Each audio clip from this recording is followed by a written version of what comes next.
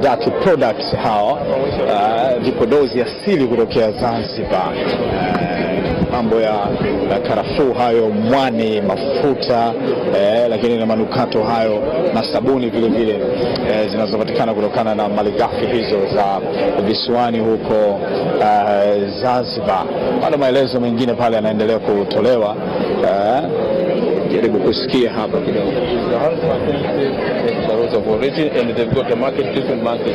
The market now is growing up from Zanzibar to the East Africa community.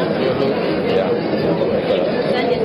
Tuwasifu hapa na zawadi ikitolewa namna gani soko lilivyo kuanzia Zanzibar, na kila siku imekuwa ikitawala katika mataifa mengine. Zawadi hiyo ya sabuni ya kuogea, Ibrahim amesema leo usiku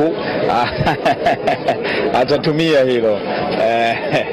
Basi ziara kimeshia hapa kwenye banda hili. Sio wote wameweza kutembelewa, lakini kwa kiasi kikubwa wameweza kupitiwa hapa kwa mfano huu. Tunaelekea katika sehemu nyingine ambapo kutakuwa na matangazo hano, hotuba mbalimbali juu ya ufunguzi ama maelezo juu ya tukio hili kwa mwaka huu. Ni maonyesho ya 46 ya kimataifa ya biashara Dar es Salaam maarufu Sabasaba. Tukitoka hapa kwenye banda hili la Zanzibar, banda la manukato, harufu ilibadilika kabisa hapa kwenye banda hili, lakini wakijinasibu juu ya uzalishaji wa bidhaa nyingine. Sasa hivi bidhaa za ngozi hizo, tumeshuhudia viatu kule kutokea Zanzibar, na mambo ya viungo vile vile vya chai. Waziri Dr.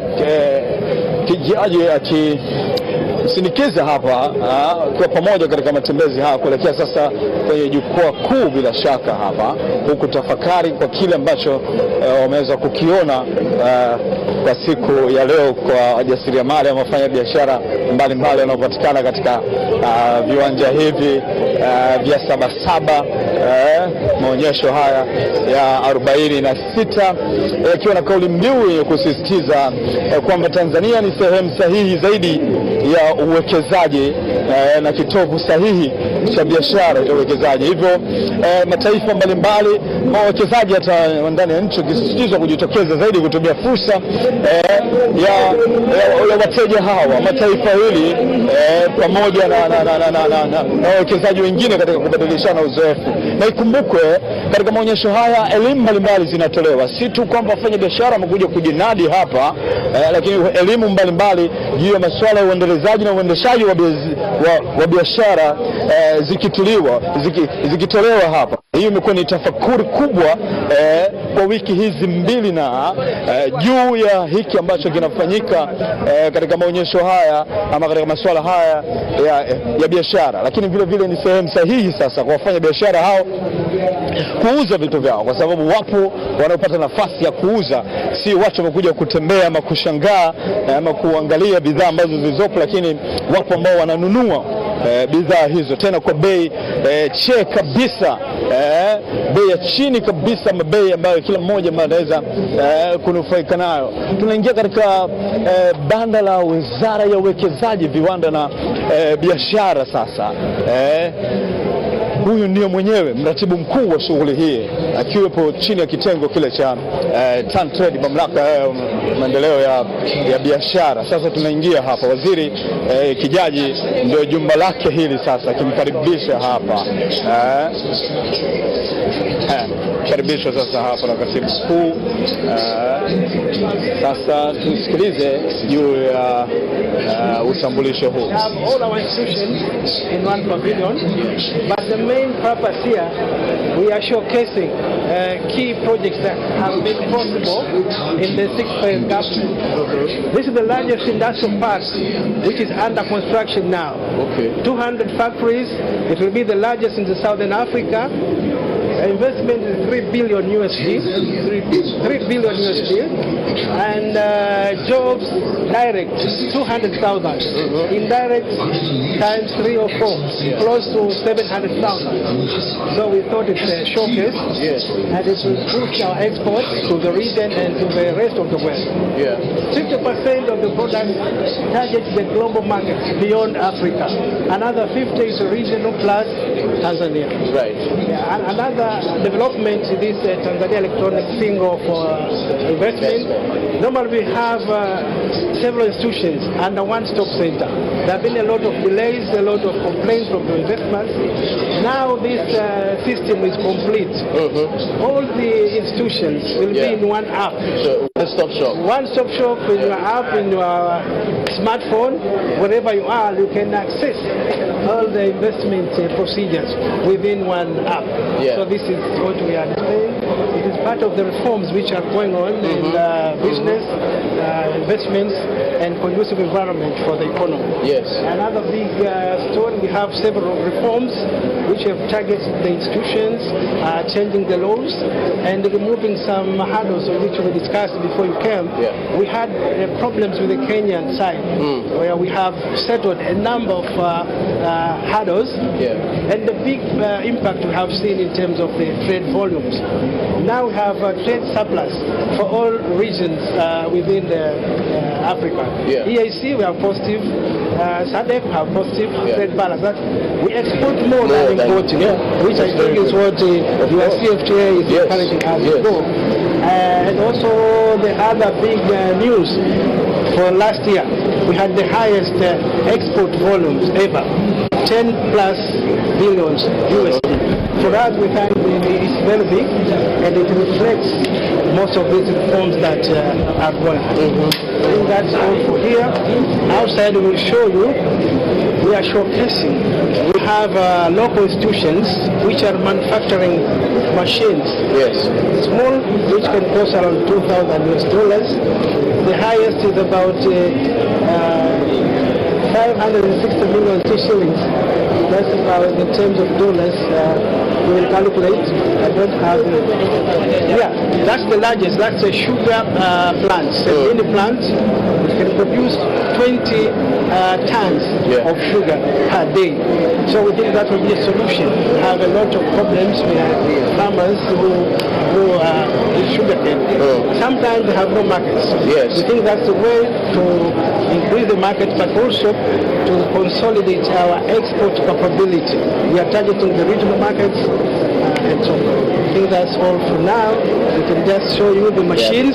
Na baada ya utambulisho huo na maelezo kidogo kile ambacho kinafanyika kwa wizara na mwelekeo wa taifa sasa kwa masuala haya sera za viwanda, amezungumzia pale eneo kubwa kabisa la uwekezaji la viwanda pale Kibaha ambalo litazalisha ajira 200,000 zile za moja kwa moja na nyinginezo zikitaraji vile vile kuzalishwa, lakini uwekezaji wa serikali pale dola za Kimarekani bilioni 2 pale, lakini vile vile utengenezaji wa kiwanda kikubwa cha sukari ambacho kitakuwa na uwezo kuzalisha tani 20 kwa siku. Masuala ya teknolojia haya pia yakiwekezwa kwa kiasi kikubwa kabisa. Kwa taarifa za uwekezaji na kwa tena hakuna haja ya kwenda ile ana kwa ana kwa kutumia tu simu, basi uwekezaji unaweza kujua taarifa zote hapa. Hapa napo kuna maelezo mengine zaidi. Miliki kiwanda ndani ya miezi 6 kwa shilingi milioni 6 mpaka milioni 600. Ni Total Industry Solutions. Sasa hapa Profesa Naki kiambia sasa kwa maelezo juu ya mashine mbalimbali ambazo zimekuwa hapa zikitarajiwa katika kutavisha kuwekezwa katika viwanda mbalimbali ama zitakuwa ambazo zinatumika kwenye viwanda hivyo. Tusikilize maelezo zaidi hapa. A complete machine for processing palm oil, and it's worth about $20,000 US. With this machine, in a day you can get 1 ton of pure palm oil, but also you can get 1 ton of oil that is used as a raw material for soap. So the whole of this plant is available, and Tanzanians can own this for only $10,000. We have also another plant here this is a sunflower oil mini refinery plant. The concept of this is that to get a pure double refined fortified cooking oil, you need big investors, multi-billion projects. But under Ministry of Investment, Industry and Trade, we have downsized the process of refining sunflower cooking oil at a cost of around $35,000 US dollars. You are able to process sunflower oil, 5 bags of sunflower to get 1 ton of pure double refined sunflower cooking oil. Yeah, an investment that most of Tanzanians can afford to invest. Yes, yeah. And you can export the oil. Yes, and you can export because it's double refined and fortified. Actually, 10 of them are ready now. They are going to the market. They are going to establish an industrial site near the Doma. Yes. Right. Yeah, they are already ordered. Wizara hiyo ya viwanda na uwekezaji ikijinasibu namna ilivyojipanga katika uanzishaji wa viwanda hivi mbalimbali. Naona mitambo haya mikubwa ambayo itakuwa inaweka mchakato uchakataji wa mafuta ambayo itakuwa inasaidia nchini, lakini vile katibu mkuu hapa kutoka Secretariat ya soko huru Afrika kiuliza kutakuwa uwezekano wa kusafirisha nje, nao viongozi wa serikali ya Jamhuri ya Muungano wa Tanzania kimhakikishia hilo kwamba upo uwezekano huu mkubwa sana. Mfano tu viwanda mbalimbali ambavyo vipo pale Dodoma, mikoa hiyo kanda ya kati, basi kwa uzalishaji mkubwa sana malighafi hizi za mafuta alizeti kule zikipatikana kwa wingi. Hivyo mitambo kama hii itaweza kusaidia uzalishaji wa mafuta hayo kwa wingi. Hii ni total industry solution. Mitambo hiyo, wazalishaji hao watakaosaidia namna wawekezaji ambao watafika hapa katika kuwekeza. Kwa hiyo tunayo mitambo vile vile, ina haja ya kuagiza pengine nje ya nchi, gharama zinazidi kupungua hapa. Sasa maelezo mengine hapa tusikie. We are adding value to agricultural products. And for this particular case, this is the orange weed. Okay. Orange weed. We are grinding the sample, and then we are using the simple distillation machine or lab scale to extract the essential oil. As you can see, this is the lab scale which describes separating the essential oil from water content. And we have various plants which produce aroma to various areas. But for this particular case, essential oil can be applicable in 3 different cases: domestic, industrial, as well as medicinal. For domestic purposes, essential oil can be used as aroma in food products. And for the case of the industrial application, essential oil can be used in the manufacturing of the personal care, soap making, lotion, creams, perfume, as well as, since it contains some active ingredients which promote collagen to the skin, it is anti-aging and anti-wrinkle. And also essential oil can be used as for the case of the medicinal effect or medicinal purpose, can be used as the aromatherapy for massaging and etc. So this is the lab scale, and this is the medium scale. Yep. Okay. This technology can provide employment, especially for youth and women in various areas during collection of the orange green from the market, and for the case of the application of the machine, also can create employment. And when we compare to the world market, this is 15 mils of the essential oil. It costs $25 per 15 mils. So we have the raw material which is supposed to undertake at least or to establish essential oil industry in Tanzania. Ni maelezo haya juu ya utengenezaji wa mafuta mtambo kuanzia mwanzo mpaka mwisho, mafuta ambayo yanaweza kutumika kwa matumizi binafsi ya nyumbani, lakini vile viwandani vile. Teknolojia hii ikitajwa katika kuzalisha ajira mbalimbali. Tumeona pale mafuta hayo, maganda hale ya chungwa, malighafi mbalimbali, magome ya miti hayo. Kwa hiyo malighafi ni nyingi sana katika taifa hili. Hivyo basi wawekezaji wakikaribishwa kwa kiasi kikubwa sana. Sasa tunaelekea katika eneo maalum ambapo ufunguzi huu utafanyika rasmi hapa. Tanzania ni sehemu sahihi kwa biashara na uwekezaji, mbele ya bango lile likisoma hivi. Lakini kabla hapo tunaingia tena katika banda jingine, uzalishaji huyo vile kuhusu matrekta hapa tutaona hapa magari makubwa kabisa katika matumizi ya viwanda hao. Wanaitwaje? Ni GF Trucks and Equipment Limited, nao wakishiriki katika maonyesho haya. Karibishwa hapa na mwenyeji, hivyo anatoa maelezo kile ambacho kinafanyika hapa ama wanaonyesha hapa katika maonyesho hayo. Ngoja tuingie katika banda hili tuone mitambo hayo na magari makubwa na matrekta hayo ambayo yanatumika katika utengenezaji wa viwanda mbalimbali na shughuli mbalimbali za michakato ya viwanda. Tusikilize hapa.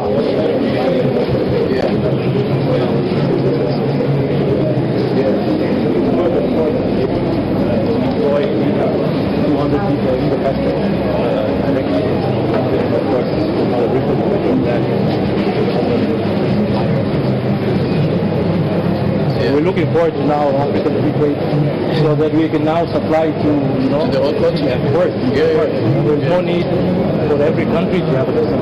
No. There's full resources. We each do our part to supply. You may be aware from what the Honorable Minister told you that we are now in discussions on the auto sector. We want to make sure that all countries who want to be in the auto sector, that they have an opportunity. And as you said, not everybody will be assembling a vehicle. Maybe others will supply components and focus on supplying components. Maybe Zambia will get us processed copper. For electric vehicles, we can get oxide processed in DRC, and so on and so on. We have also raised $1 billion, so the money is there. The money is there for ensuring that those countries and companies who want to be part of the value chain, that they have access to the funds. That's what it's there for, that facility through Afrexim Bank. The only condition for the facility is that you must source locally. That's the only condition. But even there, by locally we mean in the AFCFTA market. So as long as you source from any country in the AFCFTA market, you reach 40% local content, your goods will get duty-free access throughout the continent. That's readily available now? We will conclude that discussion at the end of this month. Yes, at the end of this month. We can start gearing up ourselves. Yes, but the money itself is there through Afrexim Bank. It is us who are still negotiating but the principle is that you source locally in the AFCFTA market, you reach 40% local content, you supply the entire continent. Eventually, we want to have a very, very strong automotive sector in Africa. Not just in South Africa, not just in Morocco, but throughout the continent.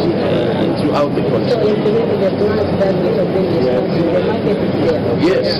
We've had a lot of this. And the money is there. Yeah. That's usually the problem. But the money is there now. Yeah. Thank you very much. Yes. Good night. Yeah. Mkuu Mbele akieleza hao wawekezaji wazalishaji wa bidhaa hizi, zawadi hapa ikitokea na picha hiyo kumbukumbu. Hao ni GF Kibaa, wazalishaji wa magari makubwa na ukarabati magari ambayo yanatumika katika usafirishaji wa bidhaa mbalimbali nje ya nchi, lakini vile vile ndani hapa, matumizi katika miradi mbalimbali magari hayo makubwa yakihitajika hapa. Kwa GF kibaha wakijinasibu kwamba wao ni wataalamu wa hizo kazi. Kulikuwa na mfano wa kochi pale ama na sofa bala mabati lile takiwa kukaa, lakini muda umekuwa si rafiki hapa, ratiba nyingine ikihitajika kufuatwa. Na katibu mkuu huyu akieleza wawekezaji hawa fedha, soko hilo huru la Afrika, fedha zipo, ni kukizi tu vigezo ambavyo wataweza kusaidiwa katika uzalishaji na kupata soko hilo.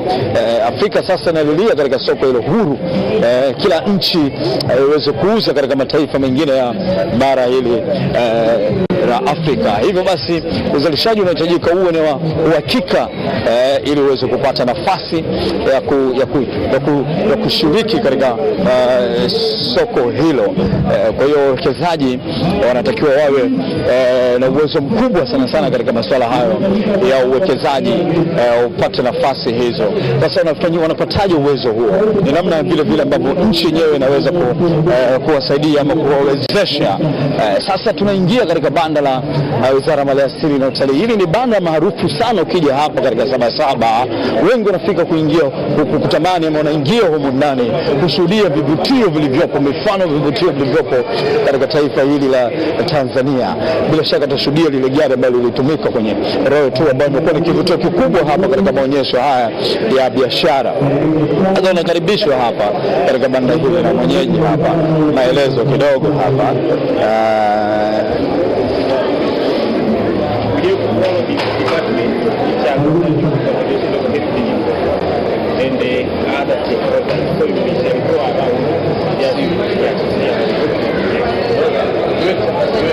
Na sasa karibishwa hapa rasmi baada ya kutoa maelezo juu ya vitu ambavyo vinapatikana humo, mabanda, vitu ambavyo tutaviona humo. Sasa ashuhudie mwenyewe kwa macho yake, apeleke taarifa iwepo katika mipango yake wake katika soko hili huru la Afrika ambalo sasa inaenda kufanyika rasmi na kusaidia nchi hizi za Afrika na kusaidia bara hili la Afrika ambalo bado kuna changamoto, ikionekana kuna changamoto ya utegemezi pengine.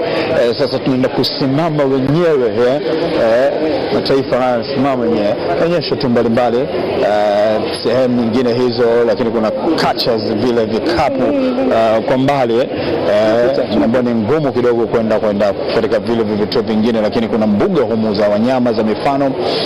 Wengi wakija wanapiga picha kushuhudia wanyama ambao pengine mmezoea kuangalia tu kule katika Tanzania Safari Channel. Sasa nakuja kuwaona hapa mwenyewe moja kwa moja, na vivutio vingine vile lakini vile wale watu wa mali asili, nyama pori pia sasa hivi zikichomwa humu ndani. Kwa hiyo ni si mbaya ukifika hapa katika banda hili la mali asili na utalii, banda alama ya Tanzania, vivutio mbalimbali vikiwepo hapa. TFS nao kala misitu, huduma za misitu Tanzania wapo, ndio sehemu yao hii sahihi kabisa hapa. Lakini TV nyingine zikionyesha mambo mengine hapo, mifano ya shughuli ambazo zinafanyika kila siku hapa, huduma za mambo ya kulinda misitu, utunzaji wa mazingira. Hivyo picha kubwa sana pale kama Rais Samia Suluhu Hassan akionyesha mfano wa kupanda mti. Kuna maelezo mengine yanatolewa pale, ni ngumu kufika, lakini bila shaka ni mambo mazuri ambayo yanafanyika hapa, akitoa maelezo haya, wakiridhishwa hapa. Ugeni huu umeambatana vile na waziri wa mambo ya nje na ushirikiano Afrika Mashariki, Balozi Liberata Mulamula, unamuona pale, lakini waziri wa uwekezaji na dhamana vile viwanda na biashara yupo hapa. Tumeona Mama Latifa Hamisi, mkurugenzi mkuu wa Tantrade ambaye ndio waratibu wakuu kabisa wa tukio hili, yupo hapa. Mfuko wa misitu Tanzania pia upo hapa. Mambo mali asili na utalii, tulinde rasilimali misitu, mbalimbali. Mamlaka ya hifadhi ya Ngorongoro mgeni rasmi huyo Ufunguzi akikumbuka hilo neno kufurahishwa kwa sababu imekuwa pengine kitangazwa sana kujua hiyo. Ametaja sana Arusha na alikuwa akitaja Arusha basi tabasamu pengine kutokana na vivutio vikubwa vingi vilivyomo katika mkoa ule. Golden Tulip Hotel pia vikubwa, lakini sehemu za kupumzika zipo. Hoteli hapa zimekuja zijitangaza katika maonyesho haya. Kabambe kabisa ni Africa Safaris. Hawa ni mawakala wa usafiri ambao wanapeleka watalii katika vituo mbalimbali vya utalii. Kwa hiyo nao wamekuja kujitangaza. Ni fursa nzuri sana katika maonyesho haya. Sasa maonyesho hapa, gari hili limetumika kwenye Royal Tour, na akikumbuka mambo ya Royal Tour na mene hapa kikubali akiona. Sikiliza kidogo. Ndio hii. Take one photo. Huyu ndio dereva ambaye ameendesha gari hilo. Kwa hiyo anapiga vile picha kumbukumbu. Dereva ambalo picha kidogo kumbukumbu hapa ya Royal Tour. Picha kumbukumbu hapo waziri wa mambo ya nje Afrika Mashariki, shirika la Afrika Mashariki, Balozi Liberata Mula, lakini tuna Biashara Dr. Shati Kijaji pia yupo hapa na mgeni rasmi huyo mene. Hiyo ni gari hiyo sasa iliyotumika katika filamu ile ambayo imeitangaza Tanzania katika taifa mengine juu ya vivutio mbalimbali, shughuli za utalii, The Royal Tour. Kila mtu ameshangazwa na picha kumbukumbu pale ikionekana, hususani gari hilo hapo. Watu wengi wamefika hapa kushuhudia hapo gari hili na kupiga picha vile vile. Pembeni wa Tanzania na wengine ambao sio Tanzania wamekuja kupata huduma hapa wakiangalia msafara huu. Sasa tunaelekea katika eneo maalum kwa ajili ya shughuli hii ya ufunguzi rasmi. Sasa Red Carpet pale wakipita piga picha pale, na George Kasemba anapambana kweli kweli kuhakikisha kwamba picha hiyo unaiona. Sasa karibisha na makofi hayo. Karibu mgeni moja kwa moja kwenye jukwaa kuu sasa hapo. Sasa tujiunge na mwenzetu Janet Leonard kwa ajili ya mwendelezo wa matangazo haya, nami nitakuunga naye hapa. Janet, bila shaka unanisikia? Karibu sana Janet juu ya mwendelezo wa matangazo haya. Hivi punde tu na kuunga manajiunga hapo katika kuleta matangazo haya moja kwa moja. Asante sana Halid Gangana. Mtazamaji, karibu sasa katika ufunguzi rasmi wa maonesho ya biashara ya kimataifa Dar es Salaam ya 46 ambayo yanafanyika katika ukumbi wa Rashidi Mfaume Kawawa katika viwanja vya Sabasaba, na kama ulivyoona hivyo ndivyo mgeni rasmi ameweza kufika katika ukumbi huu ili sasa shughuli hii iweze kuanza rasmi. Na miongoni mwa mengi yatakayofanyika hapa, tutapata pia kusikia kutoka kwa mgeni rasmi huyu ambaye ni mkurugenzi mtendaji wa eneo huru la biashara la Afrika.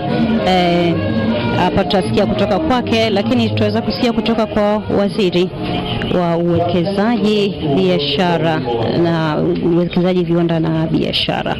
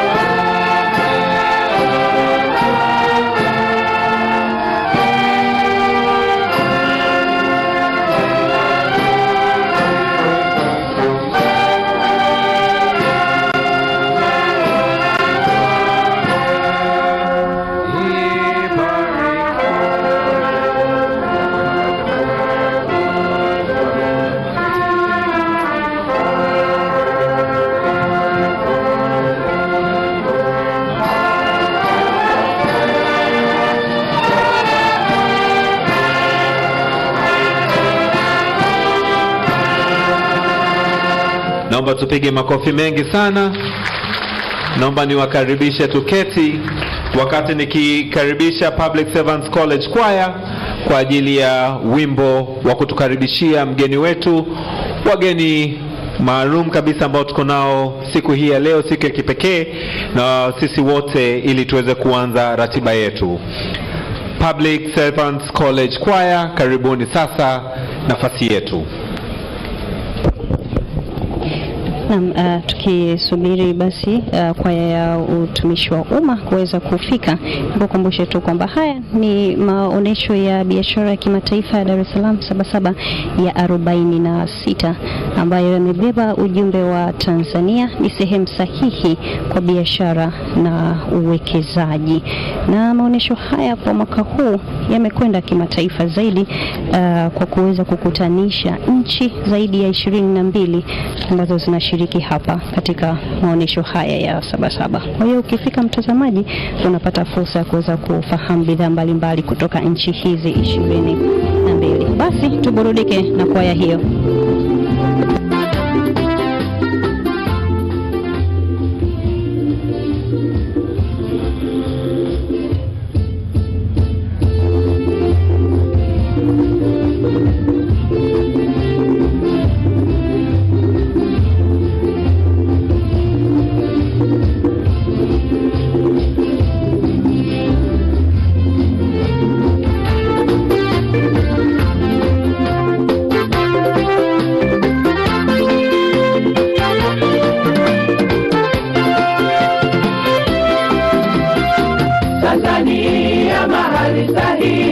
Biashara na uwekezaji pande zote, dunia yote, karibuni hapa Tanzania. Tanzania mahali sahihi pa biashara na uwekezaji pande zote, dunia yote, karibuni hapa Tanzania.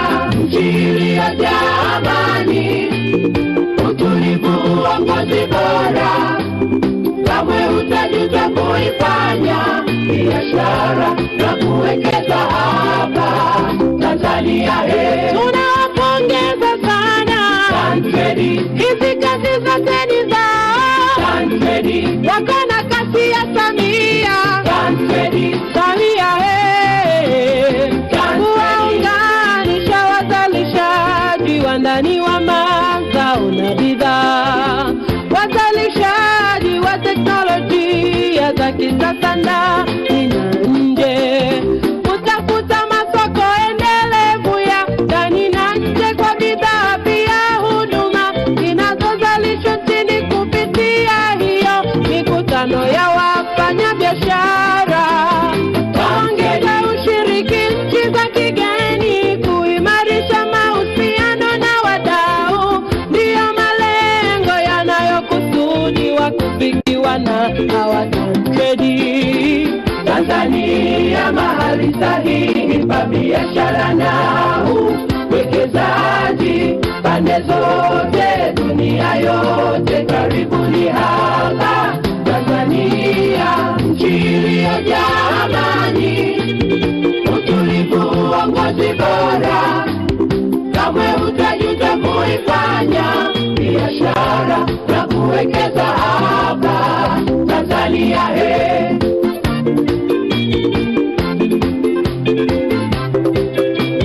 Tanzania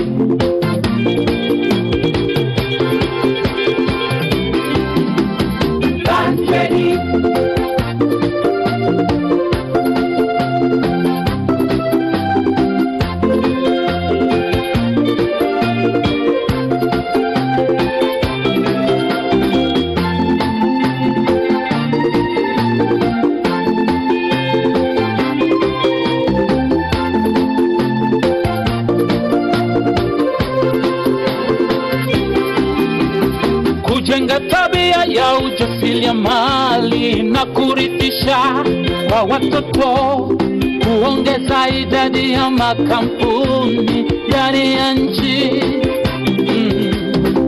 kukuza viwanda vidogo nchini, kuongeza ajira kwa Watanzania, Haya ni mambo mema yanayofanywa na Tantrade, na Tantrade. Serikali yetu ya Rais Samia, hongera kuhimiza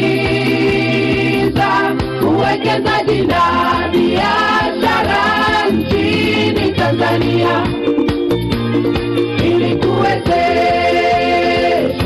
ukuaji uchumi katika taifa letu. Kusanisha wafanya biashara wote wa ndani pia na wa nje ya nchi yetu ili kufahamiana na kutengeneza mitandao ya kibiashara. Penda kutumia bidhaa za kwetu na kutafuta masoko kote kote na kukuza mapato ya serikali yetu ni malengo yetu. Tanzania mahali sahihi pa biashara na uwekezaji pande zote, dunia yote karibuni hapa.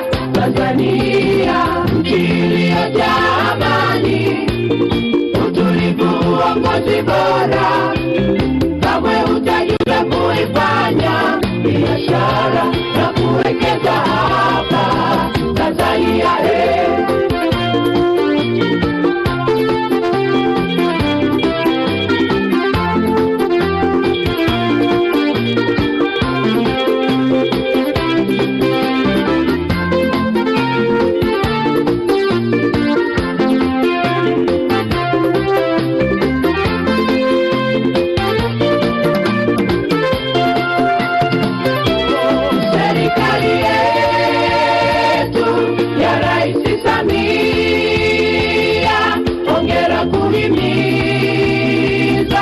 Uwekezaji na biashara nchini Tanzania ili kuwezesha ukuaji uchumi katika taifa letu. Tanzania mahali sahihi pa biashara na uwekezaji.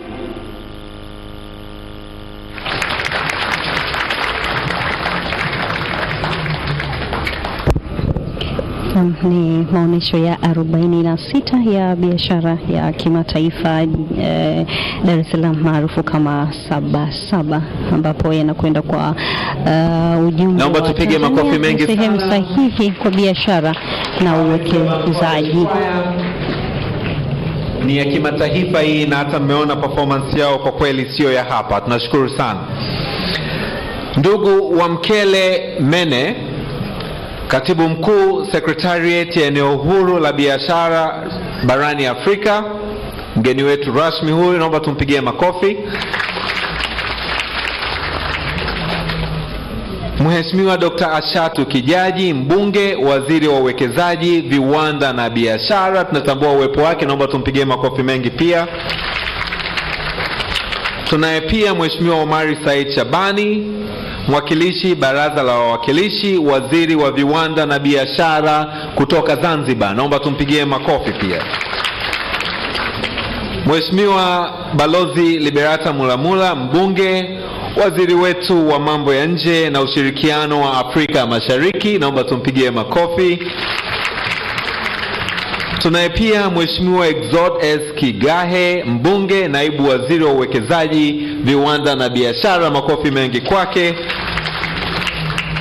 Mheshimiwa Mwanaidi Ali Kasim, mbunge, naibu waziri wa maendeleo ya jamii, naomba tumpigie makofi mengi sana. Tunaye pia Mheshimiwa Anthony Peter Mavunde, mbunge, naibu wetu waziri wa kilimo, amewakilishwa lakini tuko naye, naomba tutambue uwepo wake kwa makofi pia. Asante. Mheshimiwa Abdalla Hamis Ulega, mbunge, naibu waziri wa mifugo na uvuvi, naomba pia tutambue uwepo wake, yuko hapa lakini tumpigie makofi pia. Mheshimiwa Dr. Steven Kiruswa, mbunge, naibu waziri wa madini, makofi mengi kwake. Tumeona pia akijumuika vizuri na kwaya yetu, tunashukuru sana. Tunaye pia Mheshimiwa Godfrey M. Kasekenya, mbunge naibu waziri wa ujenzi. Naomba tutambue uwepo wake kwa kumpigia makofi, tuko naye hapa. Mheshimiwa Atupele Mwakibete, mbunge naibu waziri wa uchukuzi. Naomba tutambue uwepo wake pia, yuko nasi hapa kwa makofi, naomba tumpigie makofi. Kwenye meza kuu pia tunaye Mheshimiwa Mudrik Ramadhani Soraga, ambaye ni waziri wa nchi ofisi ya Rais, kazi, uchumi na uwekezaji kutoka Zanzibar. Mheshimiwa Soraga, naomba tumpigie makofi mengi sana. Pia tunaye katibu mkuu kiongozi Engineer Zena kutoka Zanzibar, naomba tukusalimu kwa makofi namna hiyo. Naomba pia ni mtambue uwepo wa Mheshimiwa Omari Mheshimiwa Profesa Ulingeta Mbamba, ambaye ni mwenyekiti wa bodi ya TanTrade. Naomba tumpigie makofi namna hiyo, nashukuru sana. Naomba pia tutambue nafasi na uwepo na mchango mkubwa sana wa Director General wa TanTrade, Mama Latifa Hamisi. Naomba kupongeze kwa kazi nzuri pia. Miongoni mwetu kuna makatibu wakuu, kuna wakurugenzi. Naomba nitambue wote nafasi zenu, ni wasalimu pia kwa jina la Jamhuri ya Muungano wa Tanzania. Tunayo heshima kubwa sana kumkaribisha mgeni wetu ndugu wa Mkele Mene, ambaye ni katibu mkuu Secretariat ya eneo huru la biashara barani Afrika. Karibu sana Tanzania, lakini zaidi karibu sana katika maonyesho haya ya kimataifa ya biashara ya Sabasaba. Nimeambiwa pia miongoni mwetu, naomba nitambue uwepo wa naibu gavana wa Benki Kuu ya Tanzania, Bi Sauda Msemo. Naomba usimame tukupigie makofi Bi Sauda. Asante sana. Tutaendelea kufahamiana na nitaendelea kutambua vivyo hivyo. Tunao pia miongoni mwetu mabalozi mbalimbali ambao wamefika hapa. Tunashukuru pia kwa uwepo wenu. Kama tunavyofahamu wote, kauli mbiu ya maonyesho ya Sabasaba mwaka huu ni kwamba Tanzania ni sehemu sahihi kwa biashara na uwekezaji. Na kipekee kabisa niweze kusema mawili matatu kuhusiana na maonyesho haya ya kipekee ya Sabasaba na kwa nini ni ya kipekee. Kwa mara ya kwanza tuna makampuni zaidi ya 3,200 ya Kitanzania yanayoshiriki maonyesho ya 46 ya Sabasaba. Naomba tupongeze hatua hii kubwa sana. Lakini pia tuna makampuni 180 ya kigeni ambayo pia yameshiriki mwaka huu. Naomba tuwapigie makofi pia. Takriban nchi zaidi ya 22 zinashiriki katika maonyesho ya Sabasaba. Naomba tuwapigie makofi pia. Na basi tunaona uwepo wa mabalozi ni kuashiria kabisa kwamba Tanzania ni sehemu sahihi kabisa kwa ajili ya biashara na uwekezaji. Nchi mojawapo ambayo ningependa kuitaja kipekee ni ni Egypt, ambayo inashiriki wakiwa na zaidi ya makampuni 60. Naomba Egypt tuwapigie makofi kabisa. Lakini pia nitambue uwepo wa nchi ya Algeria, ambayo jana usiku wakiongozwa na balozi wetu Major General Kingu waliingia hapa na wanashiriki. Amekuja na takriban makampuni 6 kushiriki. Sijui balozi kama yupo, tutambue uwepo wake, tumshangilie pia. Lakini naomba basi tutambue mchango wa balozi zetu huko nje, zinafanya kazi nzuri sana. Asante sana. Maonyesho ya Sabasaba yanaonyesha bidhaa na huduma mbalimbali, ikiwa ni kuonyesha fursa zaidi za uwekezaji, lakini pia biashara Tanzania na nje ya Tanzania. Kazi na jitihada nzuri zinafanywa na serikali katika kuhakikisha mazingira mazuri ya uwekezaji. Mafanikio haya basi naomba kipekee kabisa tuendelee kumpongeza mkurugenzi wetu wa TanTrade pamoja na timu yake kwa kuandaa maonyesho haya kwa umaridadi na umakini mzuri sana. Naomba tuwapigie tena makofi mkurugenzi pamoja na timu ya TanTrade. Lakini pia naomba nitambue board ya Tantrade, naomba tusimame kama tuko hapa. Tantrade, naomba tuwapigie makofi mengi sana board ya Tantrade. Nashukuru sana. Naomba pia nitambue uwepo wa kamati ya bunge inayohusika na masuala ya biashara na maendeleo ya viwanda. Naomba mwenyekiti wa kamati hii asimame pamoja na wanakamati kama wapo, tuweze kutambua pia mchango wenu kwa kazi nzuri sana. Naomba tuwapigie makofi mengi sana waheshimiwa, kwa kweli mnafanya kazi nzuri sana. Dar es Salaam imeendelea na Tanzania kwa ujumla kuwa sehemu nzuri ya kivutio kwa biashara. Tulikuwa tuwe na mkuu wetu wa mkoa, lakini naona amewakilishwa na Ras. Hivyo basi niweze kumkaribisha Ras ili aweze kuleta salamu za mkoa ili tuweze kuanza ratiba yetu kama hivyo. Naomba tumpigie makofi Ras anapokuja kuongea na sisi. Karibu sana.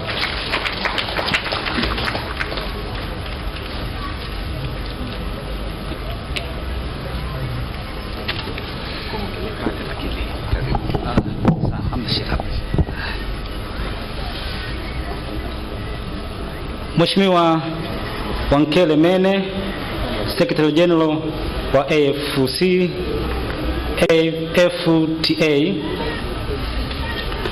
Mheshimiwa Dr. Shatu Kijaji, Waziri wa Viwanda, Biashara na Uwekezaji. Dr. Liberata Mulamula, Waziri wa Mambo ya Nje na Ushirikiano wa Afrika Mashariki. Dr. Zena, Katibu Mkuu Kiongozi wa Serikali ya Mapinduzi ya Zanzibar. Mheshimiwa David Kienzile, Mwenyekiti wa Kamati ya Bunge.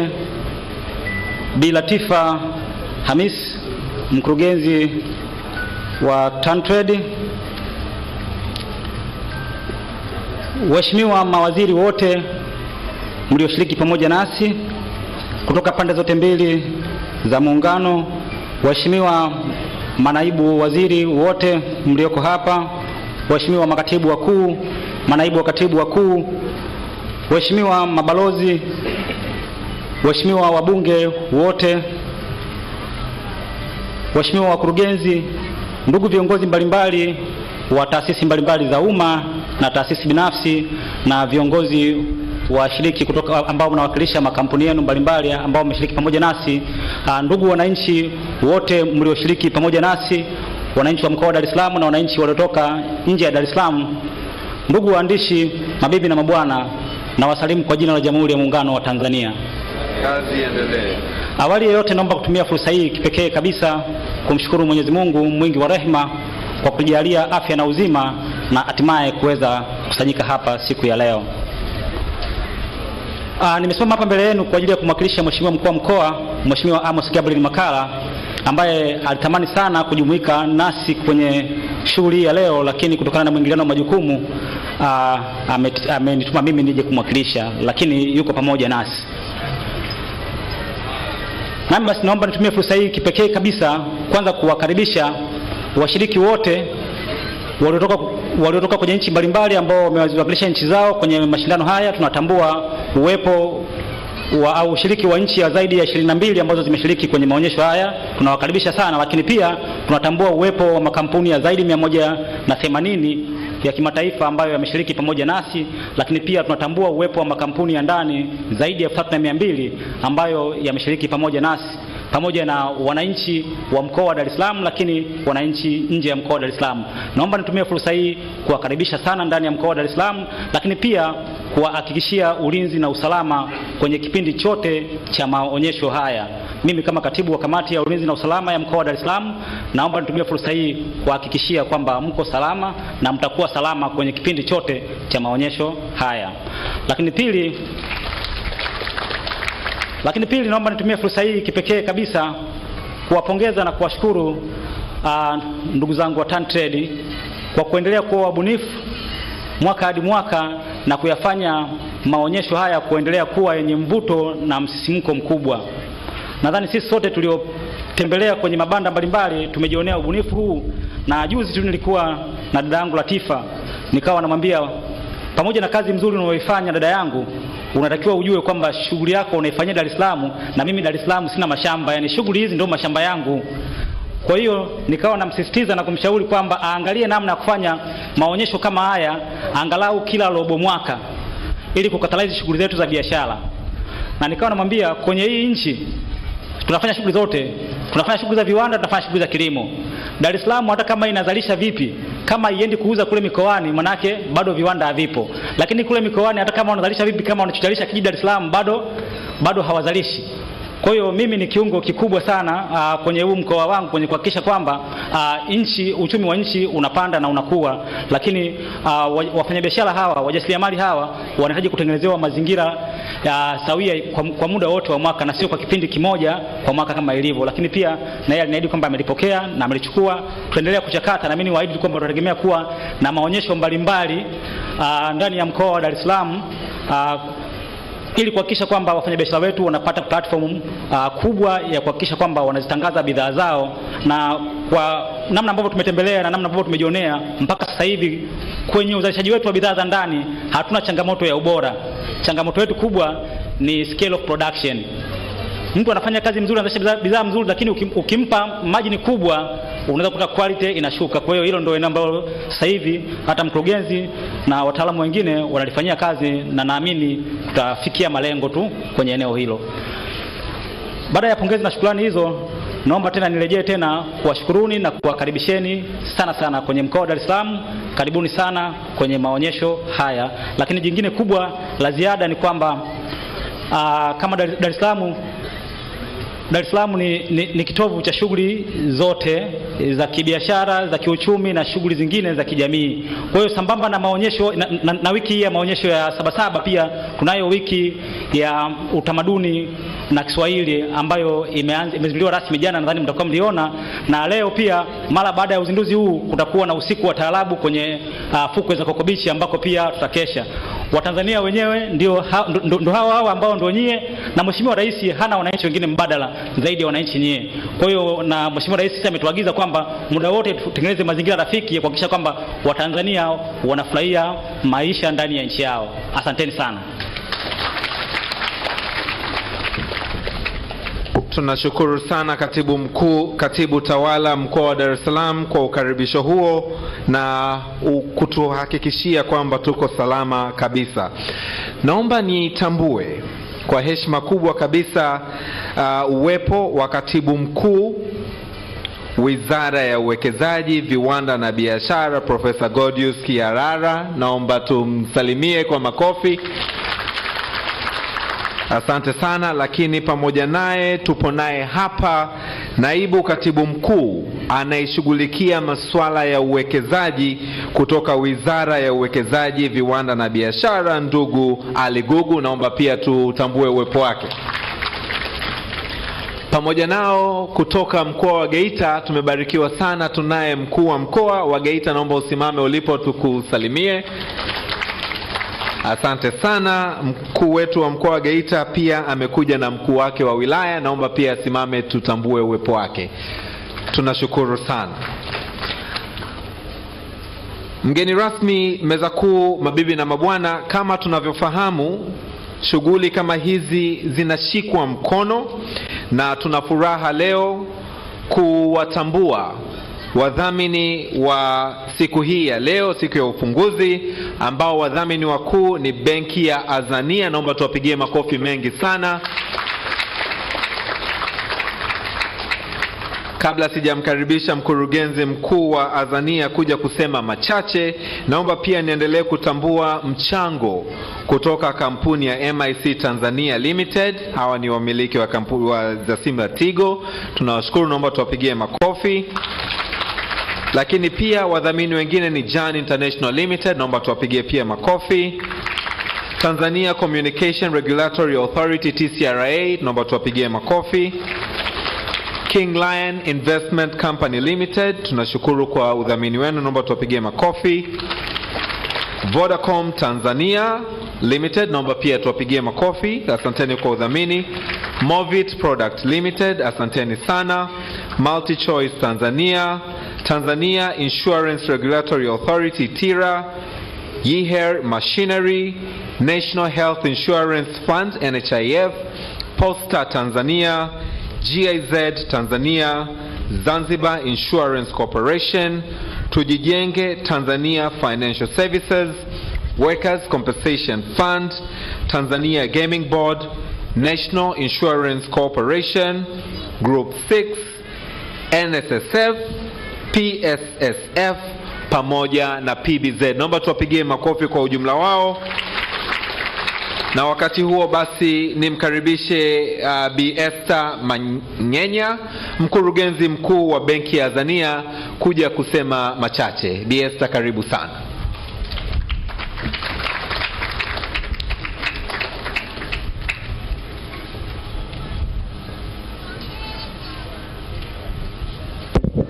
Na mtazamaji, unafuatilia matangazo ya moja kwa moja ya ufunguzi rasmi wa maonesho ya kibiashara kimataifa Dar es Salaam maarufu kama Sabasaba, maonesho ya 46. Na sasa wadhamini wakuu wa maonesho haya ya 46, mkurugenzi mtendaji wa Azania Bank yuko tayari sasa kuweza kusema nasi. Secretary General the African Continental Free Trade Area, mgeni rasmi Mheshimiwa Dr. Ashantu Kijaji, mbunge, waziri wa uwekezaji, viwanda na biashara, Mheshimiwa Ambassador Liberata Muramura, waziri wa mambo ya nje na East Africa Cooperation. Samahani, ndani yangu imeandikwa Kiingereza na translate. Mheshimiwa Omari Said Shabani, Minister of Trade and Industry Development Zanzibar, Honorable Ministers and Deputy Ministers, Mheshimiwa Engineer Zena Ahmed Said, Permanent Secretary Zanzibar, Chief Secretary Zanzibar, waheshimiwa Permanent Secretaries, Mheshimiwa Ras Ms. Latifa Mohamed, Director General TanTrade, distinguished guests, ladies and gentlemen, a very good afternoon to you. Naomba niendelee kwa Kiingereza kwa sababu nilikuwa nimeandika kwa Kiingereza. Azania Bank is honored to be part of this Dar es Salaam International Trade Fair and welcomes you to this year shortly known as DITF under the theme Tanzania, your best destination for business investment. Honorable guest of honor, Azania Bank is owned 99% by the Social Security schemes, together with a group of minority shareholders and EADB. Our main shareholder, my bosses are here, PSSF, NSSF, NHIF, WCF, and EADB. Honorable guest of honor, we are very happy to be here and honored. Azania Bank has been promoting investment opportunities in Tanzania through Wekeza Tanzania, a TV program with Tanzania Broadcasting Corporation, whereby we are in line with the sixth government of Her Excellency, the President of the United Republic of Tanzania, Mama Samia Suluhu Hassan, to promote investment in Tanzania. Azania has been a forefront in facilitating trade in strategic areas. We are financing AMCOS, which are trade unions. For the past 5 years, we have issued more than 10 billion loans to support more than 250 farmers in various value chains. In supporting the government effort to reduce deforestation, Azania Bank has been able to purchase 2 ships for the importation of LPG gases with a capacity of 27 metric tons. That is more than the monthly demand of 12,000 metric tons.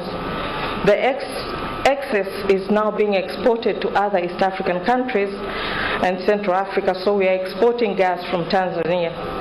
Azania has been able to issue mortgage loans at single digit. We collaborated with NHC and the government of Tanzania, whereby it was able to reduce the rates from the rates that are normally given in the market. So with more collaboration, we expect, as per the wishes of High Excellency, the President of the United Republic of Tanzania, Samia Suluhu Hassan, to reduce the interest rate. We are for that, and we hope we are going to collaborate further so that we have more affordable financing.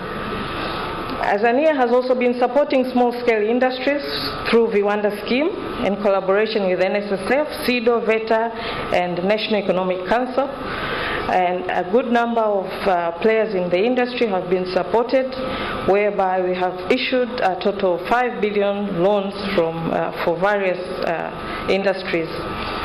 Honorable Guest of Honor, through the past years, Azania journey has been to support businesses and investment. However, in the interest of time, I would like to shorten my my speech here, that we would like to collaborate with you in developing, creating a single market for goods and services in order to deepen the economic integration in Africa. We can join to facilitate Pan-African payments and settlement system for traders, hence addressing the challenge of foreign currencies among the business counterparties. Finally, I would like to thank TanTrade for giving us this opportunity, and also would like to welcome you to Tanzania, and would like to welcome you to Azania, your best destination for business and investment. Karibu sana. Asante sana na tunashukuru sana benki ya Azania kwa udhamini wenu mkubwa sana katika maonyesho haya 2022. Mheshimiwa mgeni rasmi, waheshimiwa mawaziri, meza kuu, wageni waalikwa, mabibi na mabwana, tunaendelea kuona, na mkurugenzi hapa amesema sasa hivi kuna ubunifu mkubwa, lakini pia Rasa alisema ambao unaendelea kufanywa na TanTrade chini ya uongozi mahiri sana wa Bilatifa Hamis pamoja na timu yake. Wamebuni mpango wa watoto ni urithi wetu, wenye kulenga kuandaa watoto vijana na pia kuwarithisha haya ambayo tunayajadili, ili wanapokuja kukua na kufika katika nafasi hizi wasije kuwa wageni katika mambo haya. Naomba nitambue uwepo wa watoto wetu ambao wametoka Tanzania nzima, ikiwemo Zanzibar. Naomba watoto huko mlipo msimame ili tuweze kuwapigia makofi. Naomba tuwapigie makofi mengi sana. Asanteni sana. Tuketi. Naomba sasa kwa heshima kuu nimkaribishe kwenye podium pale Mheshimiwa David Kihenzile, mbunge ambaye ni mwenyekiti wa kamati ya bunge, viwanda, biashara na mazingira, aweze kutupa salamu zake. Karibu Mheshimiwa David. Naomba tupigie makofi.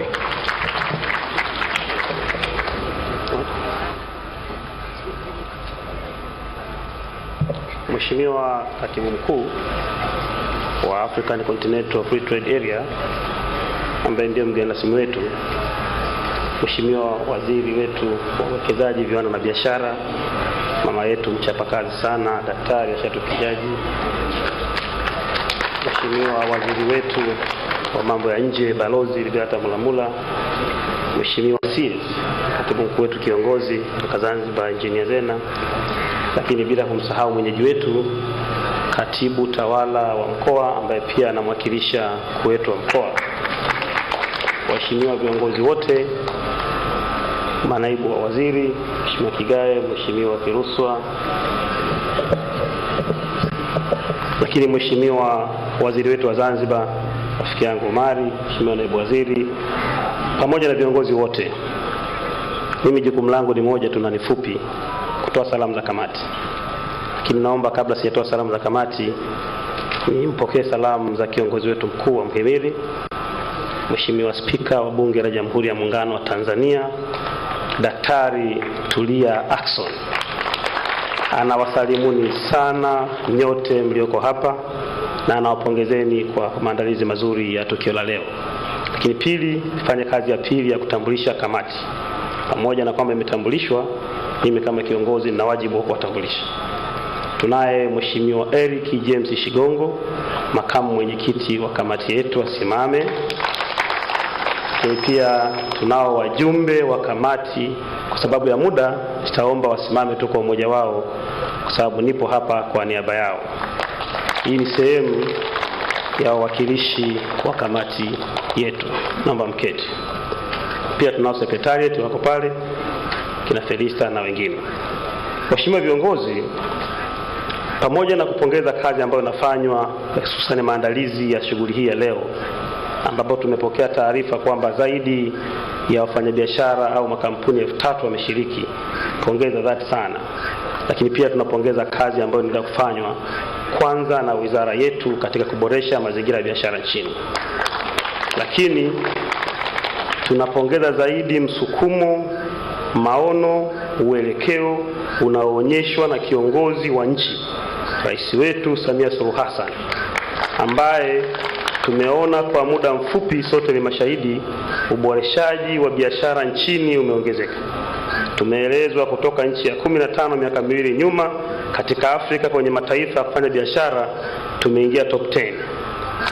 Tumeeleza ziara hizi fupi za kwenda Dubai, kwenda Oman na kadhalika zimeattract zaidi ya trilioni 18.5. Tumeelezwa uwekezaji umeongezeka maradufu zaidi. Hii ni kazi inayotokana na mwadiplomasia namba moja, kuamua kuset vision na kuamua kuisimamia. Kuset vision jambo la kwanza, lakini kuisimamia jambo muhimu sana. Kwa hiyo tunapongeza serikali kama bunge. Lakini pia pamoja na hiyo, tumia nafasi hii pia kueleza mambo kwa ufupi sana.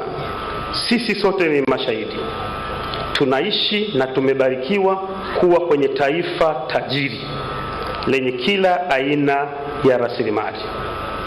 Tukianza kuangalia kwenye sekta ya utalii, hakuna nchi iliyobarikiwa vivutio vya asili vya utalii barani Afrika kama Tanzania. Duniani tunazidiwa na Brazil peke yake. Tulisema mwaka jana, Mheshimiwa Waziri, wakati huo waziri alikuwa ni Profesa Kitila.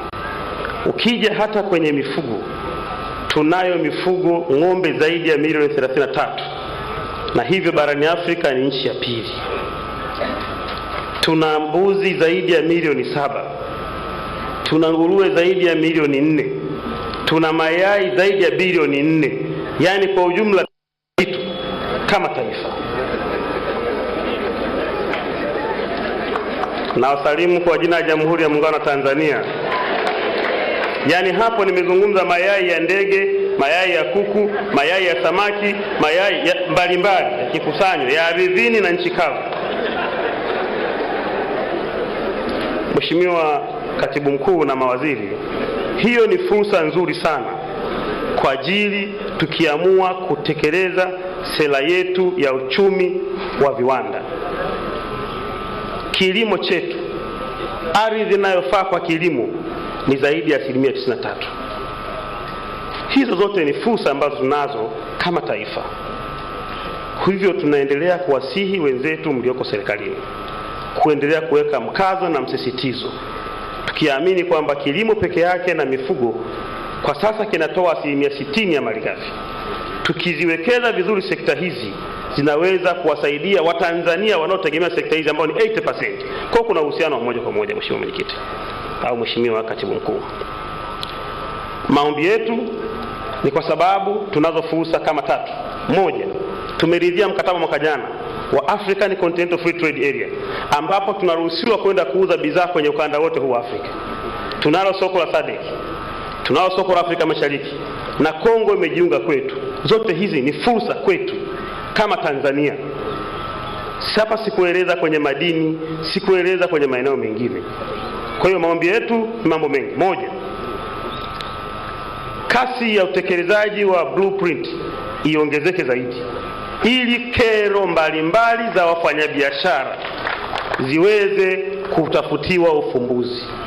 Watu wa nje wanaipenda Tanzania, wafanyabiashara wetu wanapenda kuwekeza hapa, na tunaridhika na kasi iliyopo, lakini iongezeke zaidi ili influx ya watu iongezeke zaidi katika kuwekeza kwenye nchi yetu. Pili, kutazama sera zetu mbalimbali ambazo zipitwa na wakati. Sisi kama wabunge ambao ni wawakilishi wa wananchi, tunaamini tukifanyiwa kazi sera mbalimbali zilizopitwa na wakati inaweza kuwasaidia watu kuongeza kasi zaidi kwa ajili ya utekelezaji. Tatu, wimbo wetu mkubwa wa miaka yote, tunatamani kuona na kushuhudia mradi wa Liganga na Mchuchuma ukianza kutekelezwa. Kama unavyofahamu Mheshimiwa Waziri na kiongozi wetu mtendaji mkuu, Liganga na Mchuchuma viko katika mkoa wa Njombe. Hapa kuna makaa ya mawe deposit ya tani zaidi ya milioni 428. 60 kilomita mbele kuna mlima mkubwa wa chuma. Ndani yake una vanadium, una titanium, una chuma, una kila kitu mle ndani. Haya makaa ya mawe yakiyeyushwa vizuri yanaweza kuzalisha megawati 600, na 250 itaingia kwenye gridi ya taifa, 350 inaingia kwenye kuyeyusha chuma.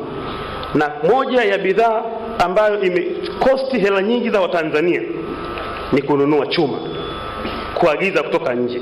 Tunaiomba, tunashauri serikali, sisi kama kamati na sehemu ya wabunge, hili jambo lianze kutazamwa kwa kasi zaidi liweze kutekelezwa. Lakini pia ushauri mwingine wa kawaida kama kuboresha bandari yetu ili watu waweze kuvutiwa kuleta bidhaa zao zaidi kupitia kwenye bandari yetu ya Tanzania.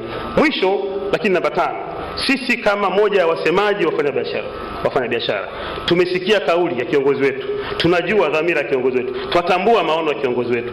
Aliwahi kusema akiwa Kagera, madeni ya nyuma mlikuwa wapi wakati wanalimbikiza? Acheni, anzeni hapa kwenda mbele. Tunatamani kuona wanaohusika wakiweka sera, wakiweka mikakati ya kuanza kutekeleza agizo hilo lililotolewa na kiongozi wetu kwa ajili ya kuendelea kuwabuguzi wafanyabiashara wanaodaiwa miaka 20 nyuma, miaka 15 nyuma, kwa sababu tunaamini kwa kufanya hivyo inaweza kuwatoa hata mambo ya rushwa. Baada ya maelezo hayo, niwashukuru sana kwa fursa hii. Asanteni sana na Mungu awabariki.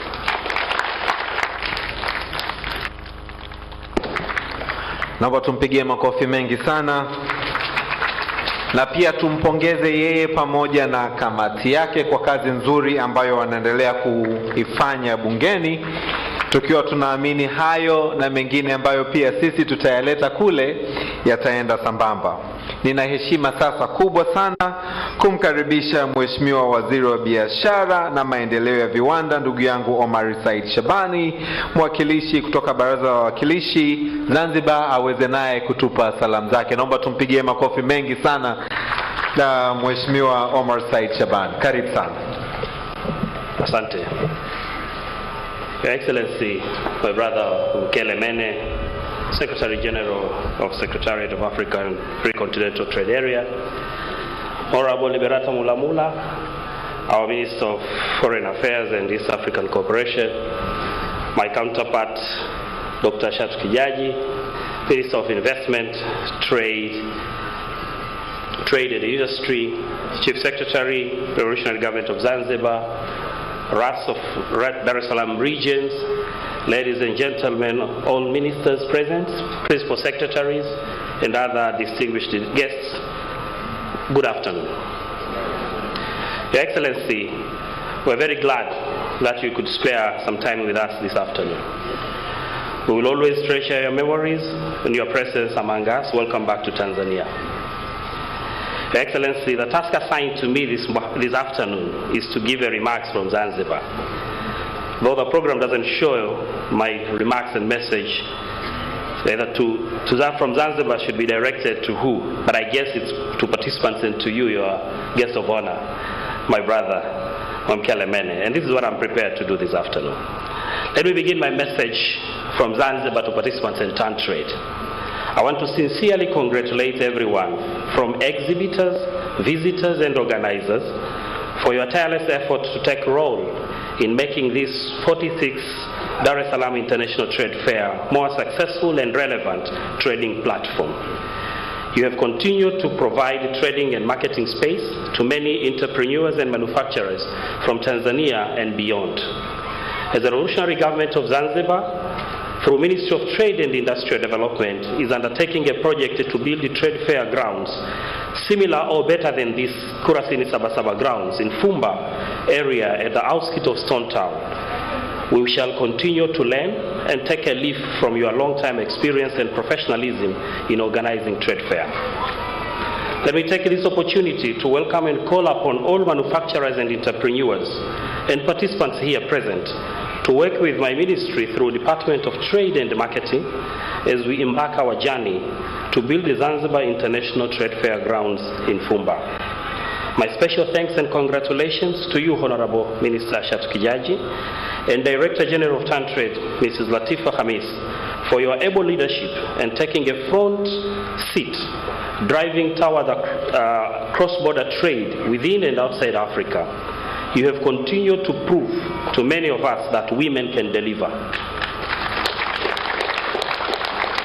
The second part of my message is to you, my brother and guest of honor, Your Excellency of Kelemena.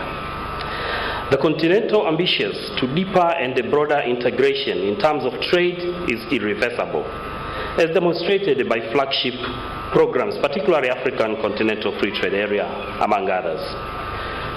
Trading under this agreement will benefit our countries in at least 5 mutual reinforcing ways. It's a much larger market whose free flows of goods and services will help to maintain and spur economic growth, will serve as an impetus for investment in our cross-border infrastructure. The prospects of the larger markets and supporting infrastructure will spur industrial development, but also the signal of larger markets will help us to stimulate trade services. However, these privileges and opportunities do not come on silver plate. A country needs to have strategies to benefit from the opportunities and privileges associated with the Continental Free Trade Area. But also, the country does not need to become the dumping place for products coming from other African nations within the continent. And third, our manufacturers needs to become competitive players of intra-Africa trade. For small island states like Zanzibar, there might be a threat of becoming a trading zone instead of manufacturing zone. I'm very happy to learn from you. Last time you paid a courtesy visit to His Excellency Dr. Hussein Ali Mwinyi, the President of Zanzibar and Chairman of the Revolutionary Council, that the Secretariat of Africa Free Continental Free Trade Area is putting consideration on how small island development states can be integrated to enjoy fully potential associated with agreement. It's unfortunate, however, the assessment and report by International Economics Consulting Limited on this subject does not cover Zanzibar. My humble prayer to you, as Your Excellency, is for the Secretariat to commission the same study to assess Zanzibar while taking into consideration a political and governmental structure of United Republic of Tanzania. I thank you for your kind attention. Asante sana Mheshimiwa Omar Said Shaban, mwakilishi baraza la wawakilishi ambaye pia ni waziri wetu wa biashara na maendeleo ya viwanda kutoka Zanzibar, kwa maneno mazuri sana. Tunashukuru sana.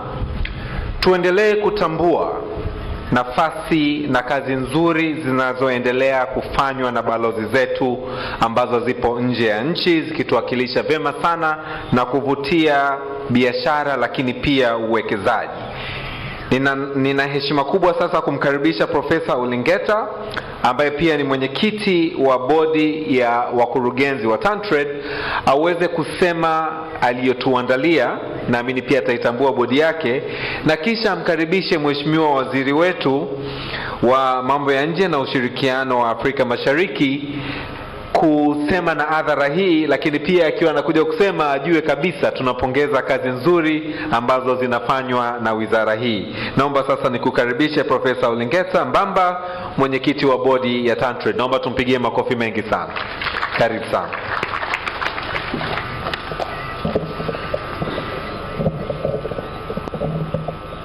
Mheshimiwa Wamkelemene, Katibu Mkuu, Sekretari ya Soko Huru la Afrika na mgeni rasmi, Mheshimiwa Dr. Ashatu Kijaji, Mbunge na Waziri wa Uwekezaji, Viwanda na Biashara, Mheshimiwa Omar Said Shaban, Mjumbe wa Baraza na Waziri wa Biashara, Maendeleo ya Viwanda, Serikali ya Mapinduzi Zanzibar, Mheshimiwa Balozi Liberata Mulamula, Mbunge, Waziri wa Mambo ya Nje na Ushirikiano wa Kimataifa, waheshimiwa mawaziri wote mliowapo hapa katika siku ya leo, Mheshimiwa Exaud Oneka Kigahe, Mbunge, Naibu Waziri wa Uwekezaji, Viwanda na Biashara, na pia natambua waheshimiwa manaibu wa waziri wote mliopo hapa, Mheshimiwa David Kianzile, Mbunge na mwenyekiti wa kamati ya Bunge, Viwanda, Biashara na Mazingira. Napenda pia kutambua wajumbe wote wa kamati, Dr. Zena Saidi, Katibu Mkuu Kiongozi, Serikali ya Mapinduzi Zanzibar, mwakilishi wa mkuu wa mkoa wa Dar es Salaam, RAS, na pia napenda kutambua uwepo wa wakuu wa mikoa wote waliopo hapa. Napenda kutambua wakuu wa wilaya wote waliopo hapa, Profesa God Kaherala, Katibu Mkuu Wizara ya Uwekezaji, Viwanda na Biashara. Napenda pia kutambua makatibu wakuu wote na manaibu katibu wakuu wote waliopo hapa katika siku ya leo, waheshimiwa mabalozi na wakuu wa mashirika ya kimataifa, Bilatifa Mohamed Hamis, mkurugenzi mkuu wa Tantrade, Angelina Ngalula kama yupo, mwenyekiti mwakilishi wa sekta binafsi Tanzania, Biesta Mangenya, mkurugenzi mtendaji Benki ya Tanzania na mdhamini mkuu wa maonesho ya 46 wa biashara ya kimataifa Dar es Salaam. Niliambiwa pia DPS, Deputy Permanent Secretary from Kenya, yupo around. Kama yupo tunatambua uwepo wake.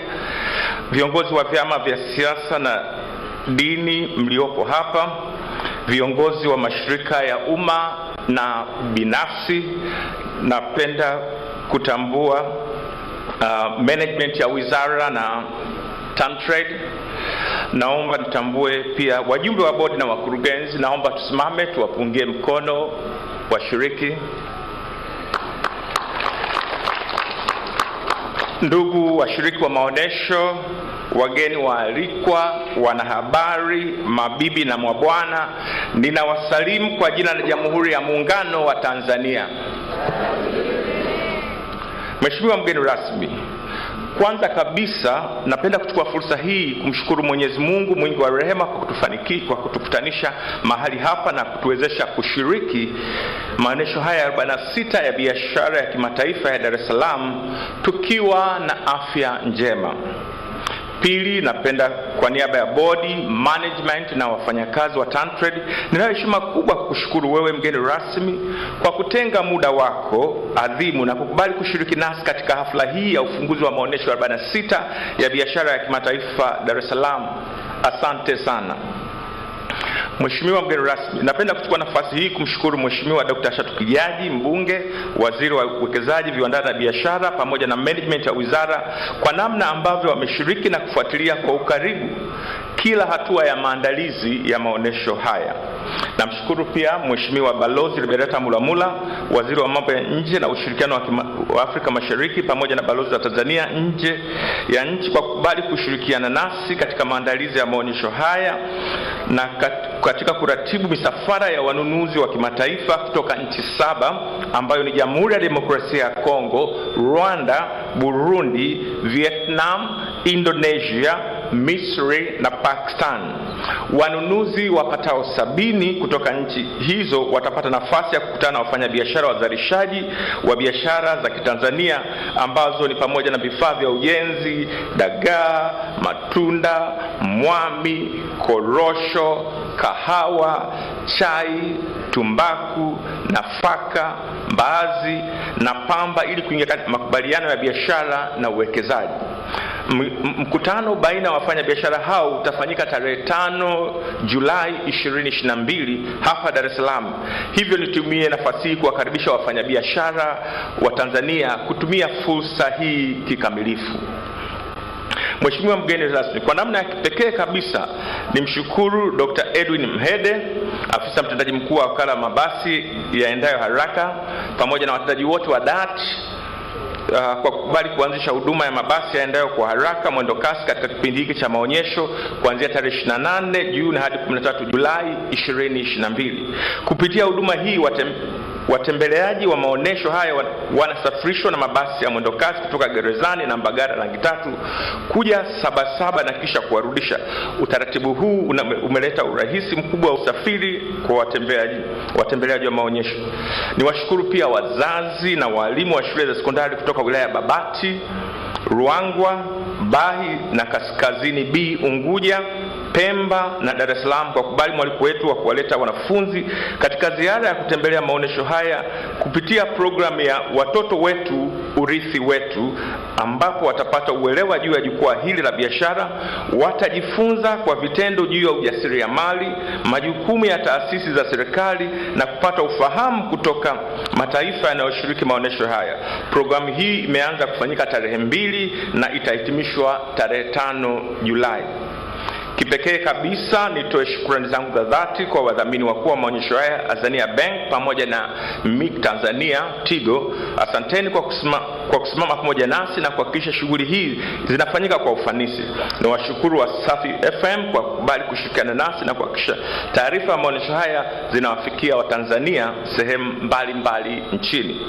Vile vile nichukue nafasi hii kuwashukuru wadhamini wengine wote waliojitoa kwa hali na mali kufanikisha uratibu wa maonyesho haya, wakiwemo Group 6 National Insurance Corporation, Wasafi FM, Jan International, Tanzania Communication Regulatory Authority, King Lion Investment Company Limited, Vodacom Tanzania, Mfuko wa Taifa wa Bima NHIF, Multi Choice Tanzania, Shirika la Bima la Zanzibar, Benki ya Watu wa Zanzibar, Year Machinery, Movit Products Limited, Tanzania Insurance Regulatory Authority, Mokuba Enterprises Limited, Shirika Utangazaji Tanzania, Channel 10, Tanzania Standard Newspapers, Sahara Media, Global Publishers na Upendo Media. Bodi ya wakurugenzi wa TanTrade na wafanyakazi wa TanTrade, tunauthamini sana mchango wenu na tunawashukuru sana kwa utayari wenu na kuwaomba msichoke kushirikiana nasi katika matukio mbalimbali ya kukuza sekta ya biashara nchini. Asanteni sana. Mwisho lakini sio kwa umuhimu, ni washukuru washiriki wote kutoka sekta binafsi na umma pamoja na watembeleaji wa maonyesho haya, kwa sababu bila wao maonyesho haya yasingefana. Natoa wito kwa Watanzania wote kutembelea maonyesho haya. Karibuni sana. Mheshimiwa mgeni rasmi, maonyesho haya yalianza tarehe 28 Juni na yanatarajiwa kumalizika tarehe 13 Julai 2022, yakiwa na kauli mbiu Tanzania mahali sahihi pa biashara na uwekezaji. Kauli mbiu hii inalenga kutambua umuhimu wa mchango wa sekta ya uwekezaji na biashara katika kukuza diplomasia ya uchumi baina ya Tanzania na nchi nyingine. Mheshimiwa mgeni rasmi, kwa kuwa maonyesho haya yanatimiza miaka 46 mwaka huu, ninaomba kueleza historia yake kwa kifupi. Chimbuko la maonyesho haya ni maonyesho ya kitaifa ya kilimo, yaani National Agricultural Trade Fair, yaliyofanyika mwaka 1962. Maonyesho haya yaliendelea kukua na kuvutia washiriki wengi zaidi, wakiwemo wafanyabiashara wakubwa nchini. Mwaka 1963 maonyesho ya kitaifa ya kilimo yalibadilishwa jina na kuitwa Maonesho ya Biashara, ambayo yalikuwa yanaratibiwa na iliyokuwa Wizara ya Biashara na Ushirika, na kufunguliwa rasmi na baba wa taifa, Rais wa kwanza wa Tanzania, Mwalimu Julius Kambarage Nyerere. Ilipofika mwaka 1977, maonyesho haya yalibadilishwa jina na kupandishwa hadhi kutoka maonyesho ya kitaifa na kuwa maonyesho ya biashara ya kimataifa ya Dar es Salaam. Maonyesho ya biashara ya kimataifa yaliendelea kuandaliwa na wizara hadi ilipofika mwaka 1980, ambapo uandaaji wa maonyesho haya ulikasimiwa kwa halmashauri ya biashara ya nje, yani Board of External Trade, ambayo sasa ni TanTrade. Shabaha kuu ya maonyesho haya ilikuwa ni kutangaza bidhaa na huduma za kibiashara na kuwakutanisha wafanyabiashara wa ndani na nje kwa gharama nafuu. Halmashauri ya biashara ya nje iliendelea kufanya maboresho mbalimbali katika utaratibu na usimamizi wa maonyesho hayo, na ilipofika mwaka 1996 maonyesho haya ilitambuliwa rasmi na taasisi inayosimamia ubora wa maonyesho makubwa duniani, Universal Trade Fair International, kwa kifupi UFI, TanTrade ni mwanachama wa taasisi hiyo tangu mwaka 1977 na imeendelea kupata hati safi ya uratibu wa maonyesho kutoka UFI. Mheshimiwa mgeni rasmi, pamoja na jukumu la kusimamia sekta ya maonesho nchini, TanTrade ambayo ni taasisi ya muungano inatekeleza majukumu mengine ya kukuza na kuendeleza biashara, kusimamia mifumo ya biashara, kuimarisha intelijensia ya masoko, kutoa taarifa za biashara na masoko, kuimarisha biashara mipakani na kujenga uwezo wa sekta ndogo ya biashara. Kwa upande wa Zanzibar, TanTrade inashirikiana na Serikali ya Mapinduzi Zanzibar katika kuendeleza na kukuza biashara ya nje. Mathalan, kwa upande wa uendelezaji wa bidhaa imejikita kwenye sekta kipaumbele kama vile karafuu, mwami na dagaa ili kuzifanya ziwe za ushindani mkubwa katika masoko ya nje. Mheshimiwa mgeni rasmi, maonesho mwaka huu yana utofauti mkubwa na maonyesho yaliyopita kutokana na uwepo wa vionjo tofauti zikiwemo programu mbalimbali zilizoandaliwa kwa ufanisi na zinazovutia watembeleaji na washiriki wengi zaidi. Programu hizo ni pamoja na msafara wa wanunuzi na uwekezaji, mikutano ya wafanyabiashara, program ya Total Industrial Solution, program ya watoto wetu urithi wetu, dawati la kuboresha mazingira ya biashara Blueprint kupitia kliniki ya biashara, siku ya taifa India, maadhimisho ya miaka 41 ya Suma JKT, siku ya ushirika na siku ya kongani ya batiki. Programu hizi zinawapa fursa wadau kunadi bidhaa zao na kujifunza kupitia wadau mbalimbali ndani na nje ya nchi. Mheshimiwa mgeni rasmi, baada ya kusema hayo, sasa nichukue nafasi hii kumkaribisha Mheshimiwa Balozi Liberata Mulamula, mbunge, waziri wa mambo ya nje na ushirikiano wa Afrika Mashariki, ili aongee na hadhira hii. Karibu sana Mheshimiwa Waziri.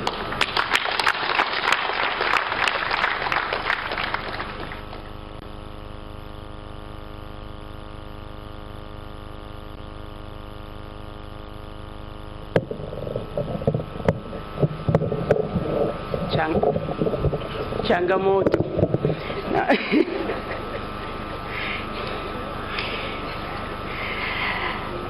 Mheshimiwa Wamkele Mena, our Secretary General for the African Continental Free Trade Area and the accompanying delegation, including one of our very own, Mr. Ali Manul Abdi, naomba usimame wakuone.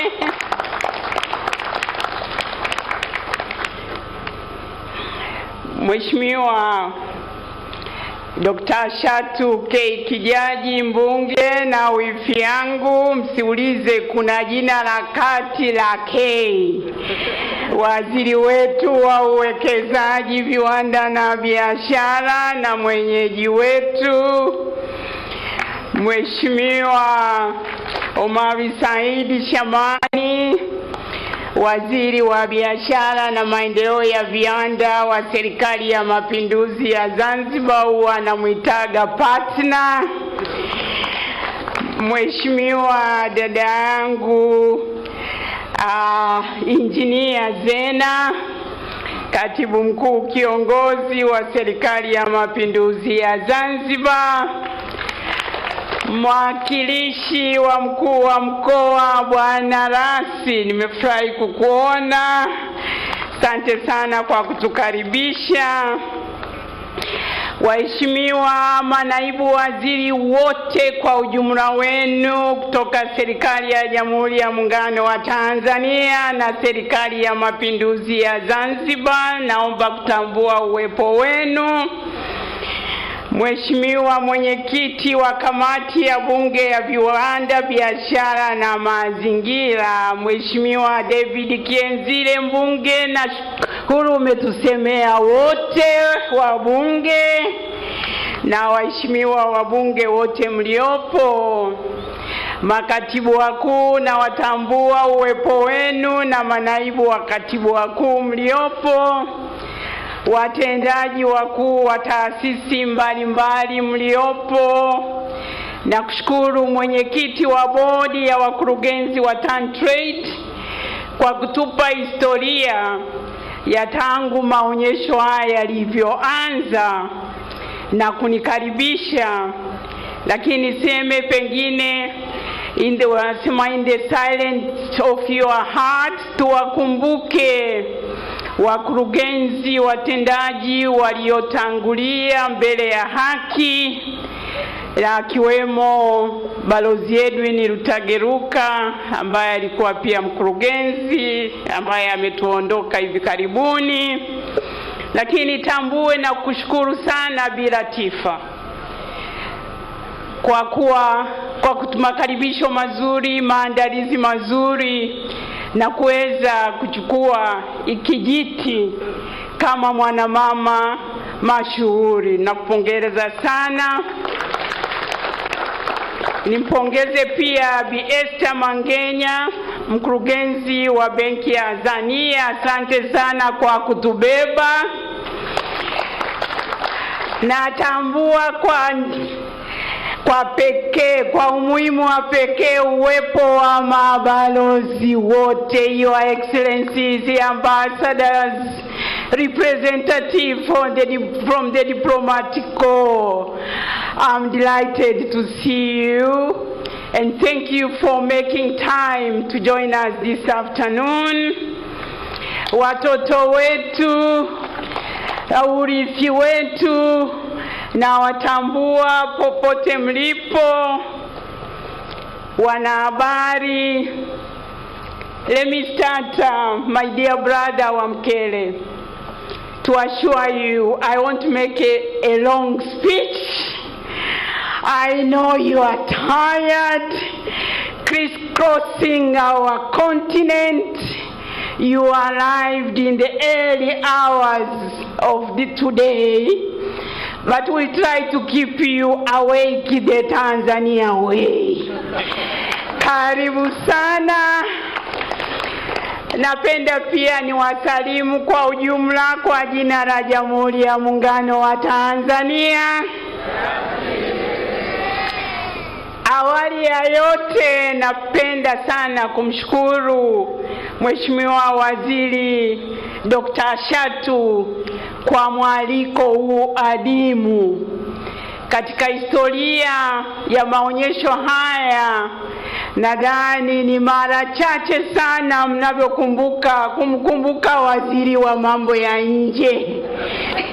Manake kila mtu anasema huyu mambo yake ya nje, lakini mambo yetu yanaanzia humu ndani.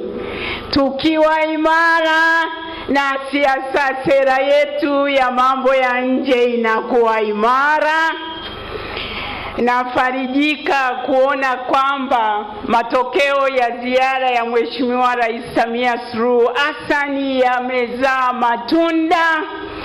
Tuna kampuni zaidi nimesikia 60 kutoka Egypt, na mnakumbuka kwamba Mheshimiwa Rais alitembelea Egypt na kuweza kuhamasisha biashara na uwekezaji.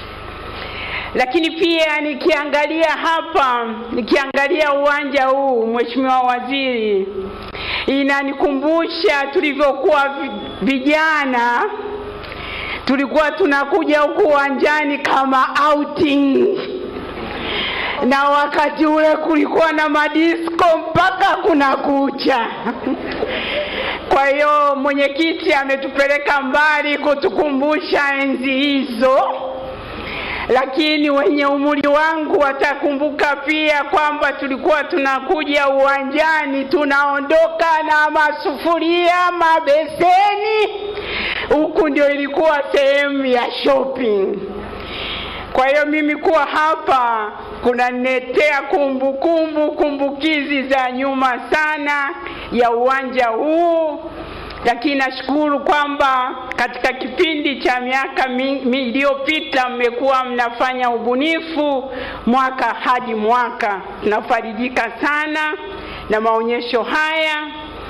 Lakini to my dear brother Wamkele, I think you should move the Secretariat of the African Free Trade Area in Tanzania.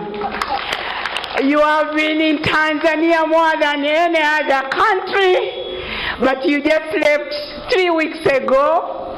You were in Arusha. 4 weeks ago, you were in Zanzibar. And today, you are here again. We need to move here. This is where action is. This is where you see trade and investment booming. Kwa hiyo tunakushukuru. Wewe ni kiongozi mwenye uzalendo. Wewe ni kiongozi ambaye una nia ya dhati ya kupigania Afrika ili iweze kujitegemea kiuchumi kwa kukuza biashara na mauzo ya Afrika ndani na nje ya bara la Afrika. Naomba kwa niaba ya serikali, lakini zaidi kwa niaba ya Wizara ya Mambo ya Nje na Ushirikiano wa Afrika Mashariki, tukukaribishe tena, jisikie upo nyumbani. Excellencies, I just decided to make my speech in Swahili for one reason.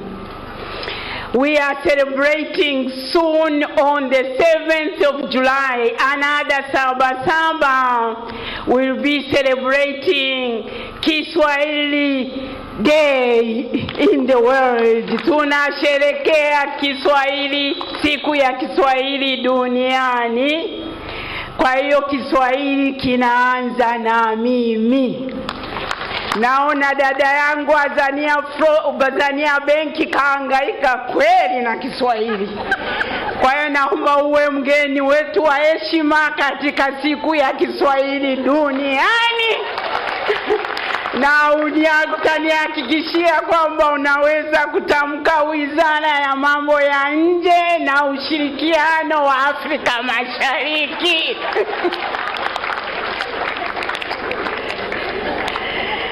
Mheshimiwa, before I end my remarks, I promise it's going to be short. Niwashukuru sana kwa kutupa fursa hii ya kuweza kujumuika na nini siku ya leo. Nimshukuru waziri na timu yako nzima. Niwashukuru Tantrade kwa maandalizi mazuri, lakini kumleta kaka yetu wa Mkelemene, tunajisikia kama Wizara ya Mambo ya Nje. Nashukuru mmetambua mchango wa mabalozi zetu, wabalozi wetu wako hapa. Nimesikia kuna balozi wetu wamekuja na ujumbe kutoka Algeria, lakini balozi zetu 45 na konseli kuu 5 zinafuatilia na zimejipanga kuhakikisha kuwa tunaendelea kutafuta fursa ya masoko ya bidhaa na huduma zetu na kuendelea kuvutia wawekezaji na wafanyabiashara. Mheshimiwa Waziri wa Uwekezaji, Viwanda na Biashara, naomba kukuhakikishia kwamba tuko pamoja, kazi inaendelea. Asanteni sana.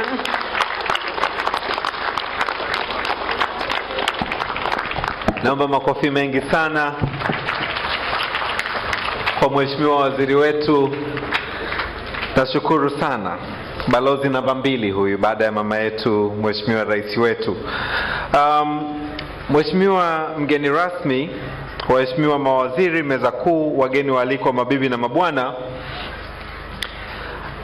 biashara nyingi ambazo zipo Tanzania, nyingi ni za sekta binafsi, lakini pia wafanyabiashara wadogo.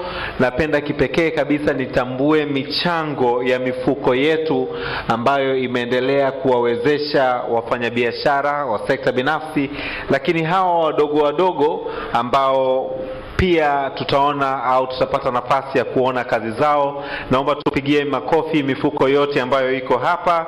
Tunaye mbele yetu hapa mkurugenzi Dr. Masha Mshomba, naomba usimame usalimie hadhara hii, tupungie tu mkono. Lakini pia tunatambua mchango na uwepo wa PSSF, sijui kama mkurugenzi wetu yupo hapa, nashukuru sana. NHIF Mkurugenzi kama yuko hapa naye tutambue uwepo wake, lakini wapo na banda lao zuri sana, lakini pia Workers Compensation Fund tunatambua pia mchango wao mzuri sana. Nina heshima kubwa sasa, kabla ya kumkaribisha Mheshimiwa Waziri mwenyeji wetu, kumkaribisha Katibu Mkuu ili aweze kusalimia hadhara hii Godius Kiarara, na aweze kumkaribisha Mheshimiwa Waziri Ashatu aweze kuongea na hadhara hii, na baada ya salamu zake aweze kumkaribisha mgeni wetu rasmi aweze kuongea na sisi. Karibu, naomba tumpigie makofi mengi sana Katibu Mkuu wetu. Mheshimiwa mgeni rasmi, waheshimiwa mawaziri, makatibu wakuu, Mheshimiwa Katibu Mkuu kiongozi wa Serikali ya Mapinduzi ya Zanzibar, wafanya biashara, wawekezaji, wenye viwanda, wageni waalikwa. Kazi yangu ni ndogo sana, naomba iwe fupi. Ni kumkaribisha Mheshimiwa Waziri ambaye atatoa hotuba kwa niaba ya serikali, kwa niaba ya wizara, kwa mimi sitakuwa na hotuba, na baadaye atamkaribisha mgeni rasmi. Kweli tumempokea saa 10 alfajiri, tunamshukuru sana, na wengine wote ambao wamesaidia katika hafla hii. Kwa vile mtendaji, nitatoa takwimu chache sana ambazo ni muhimu kama take home. Kazi kubwa ambayo Mheshimiwa Rais amekuwa akifanya katika mwaka mmoja na miezi mitatu plus, ambazo zimetushtua, ni vizuri tukazishare. Uwekezaji umepanda sana. Tumefikia bilioni 9 ambao ni uwekezaji wa miaka 10 kwa rekodi za kawaida. Average huwa ni 1 billion per year. Kwa ni vizuri tuziseme, tusipozisema sio hatumpi ile kwamba tumrejeshe kwake anachokifanya kinaleta nini. Lakini miradi ambayo tumekusanya ni 380 ambayo iko registered. Miradi ambayo tunaisema ina maana tayari imeshakuwa registered, ipo katika vitabu, sio ile ambayo ipo katika mchakato. Ukiweka iliyopo katika mchakato hatutasema hiyo figa mpaka itakapofikia. Lakini kitu kingine ambacho tulidhani muhimu tukizungumze ni kupanda sana kwa mauzo yetu ya nje. Tumefikia bilioni 10.2 US dollars. Hicho ni kiwango kikubwa sana kwa wanaofuatilia biashara katika nchi za Kiafrika. Sijafanya tathmini, lakini kwa East Africa tutaki kusema, tuna majirani hatujui, lakini tunaamini ni figa ambayo basi tujivunie. Lakini kingine kikubwa ni biashara yetu na nchi jirani. Mtakumbuka Mheshimiwa Rais alipoingia madarakani, kazi ya kwanza ilikuwa ni ziara ya Kenya. Tulikuwa na vikwazo 64. Vimebaki 15 ambavyo na vyenyewe mwezi ujao vinaweza vikaisha vyote. Lakini maana yake nini? Maana yake kubwa, biashara yetu na Kenya imeimarika sana. Lakini kwa wachumi wanajua ni surplus, tuna positive. Kwa maana gani? Tunauza zaidi kuliko kununua. Lakini na volume imepanda. Tulikuwa tunaangalia jana, Mheshimiwa mgeni rasmi, tumekuta katika region nzima tuna positive trade balance. Tulikuwa tujiassess. Kwa hiyo kusema katika mwaka mmoja na miezi mitatu, kazi kubwa. Mheshimiwa Waziri wa Mambo ya Nje amezungumza vizuri. Mheshimiwa Rais katika ziara zake zote, uchumi ni kama ile diplomasia ya kiuchumi ni kitu ambacho amekibeba. Tumeona aliyotokea kwenye Royal Tour, tumeshazungumza, nataka kuyazungumza, lakini ni makubwa na vitu vingine vinaendelea. Basi kwa hizo takwimu chache, naomba nichukue nafasi hii kukaribisha Mheshimiwa Waziri kwa ajili ya kutoa hotuba na kumkaribisha mgeni rasmi. Asanteni sana.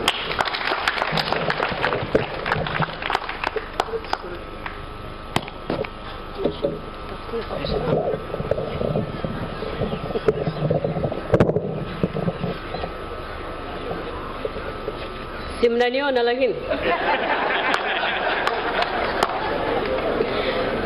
Maana wifi yangu alisema changamoto hamkumuelewa. Sasa lakini mmemuona na mimi mnaniona, tunaendelea. Mheshimiwa Wamkele Mene, Katibu Mtendaji wa Secretariat ya Eneo Huru la Biashara Afrika.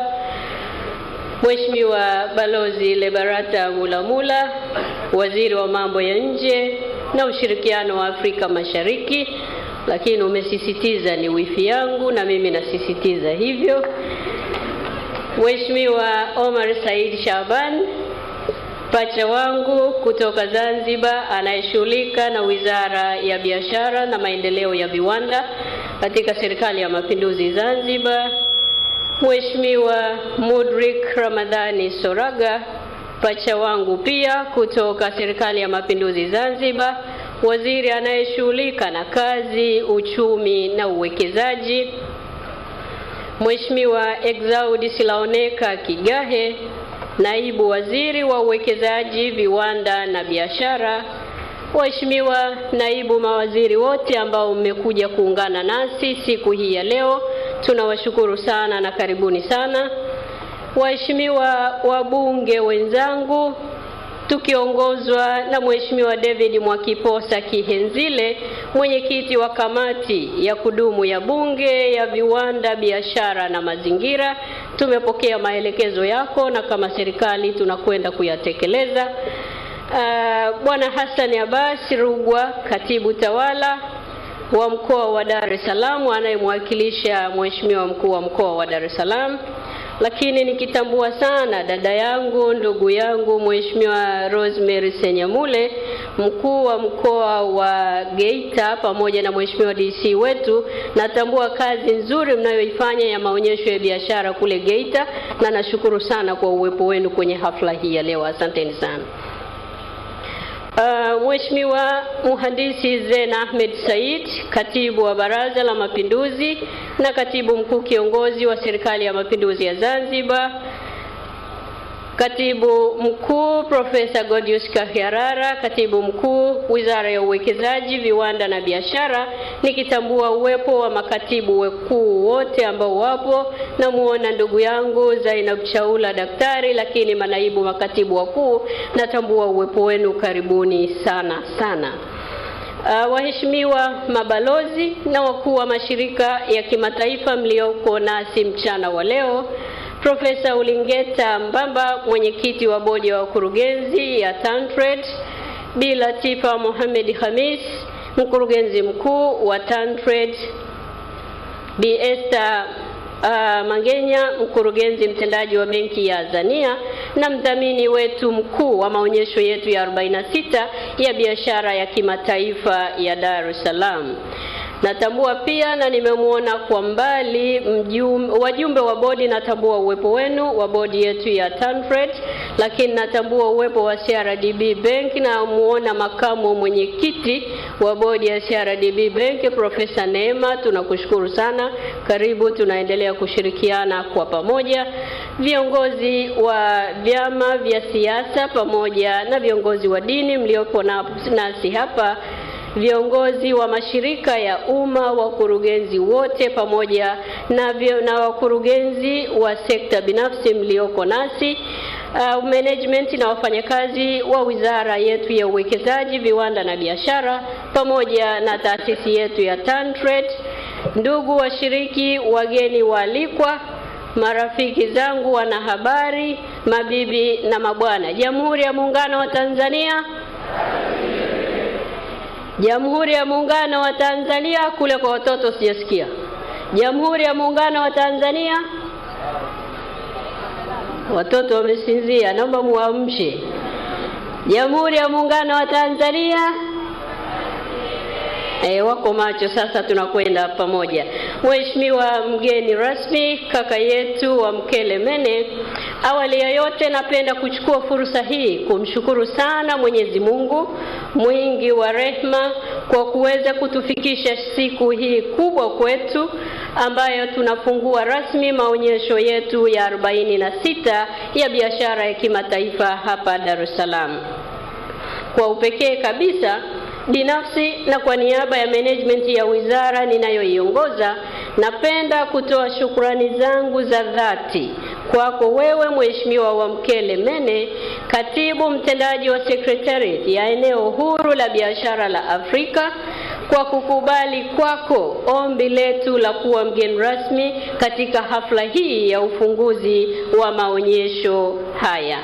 Tunatambua kabisa kuwa una ratiba ngumu ya kutekeleza majukumu mbalimbali, na kwa heshima na umuhimu uliotupatia umekubali kujumuika pamoja nasi.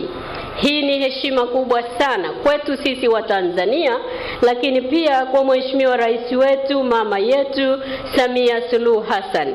Na ikumbuka ile siku wakati tunawasilisha ombi hili, tulikuwa Accra, Ghana, pale kwenye ofisi zako. Nilikuwa na wasiwasi mkubwa kwa sababu ulikuwa na siku 2 tu ulikuwa umetoka Tanzania, na tukakuwasilishia ombi hili na ukakubali. Wa Tanzania tuna deni kubwa kwako, tunasema asante sana sana. Kadhalika ni kushukuru sana kwa kutembelea baadhi ya mabanda ya waoneshaji na ushauri uliotupatia. Tulikuwa tukimaliza banda moja, tunaongea tunapokuja, ukieleza uchu wako wa kutaka kuona Waafrika tukifanya biashara ndani ya Afrika, tukizalisha bidhaa zetu wenyewe, tukiongeza thamani ya malighafi ambazo tumekuwa tukiziuza nje ya nchi zetu, na tukifanya biashara sisi wenyewe. Na ukanihakikishia uwezo huo tunao, na umeona wanawake, umewaona vijana, umewaona Watanzania tukishughulika kuongeza thamani ya malighafi zetu tulizonazo ndani ya nchi. Tunakushukuru sana, tumepokea ushauri wako wote. Sisi kama wizara tunakwenda kuusimamia, tunakwenda kutekeleza, na lengo likiwa tuwe wa kwanza kunufaika na faida ya eneo hili huru la biashara la Afrika ambayo unaiongoza wewe secretariat yake. Tunakushukuru sana sana. Mheshimiwa mgeni rasmi, napenda pia kuishukuru sana bodi yetu ya wakurugenzi, management na watumishi wa mamlaka ya maendeleo ya biashara Tanzania, TanTrade, kwa jitihada kubwa walizofanya kuhakikisha kwamba maonesho haya yanaandaliwa, kusimamiwa vizuri na kufanikiwa. Asanteni sana na pongezi nyingi kwenu. Niwashukuru sana viongozi mbalimbali wa kitaifa na kimataifa.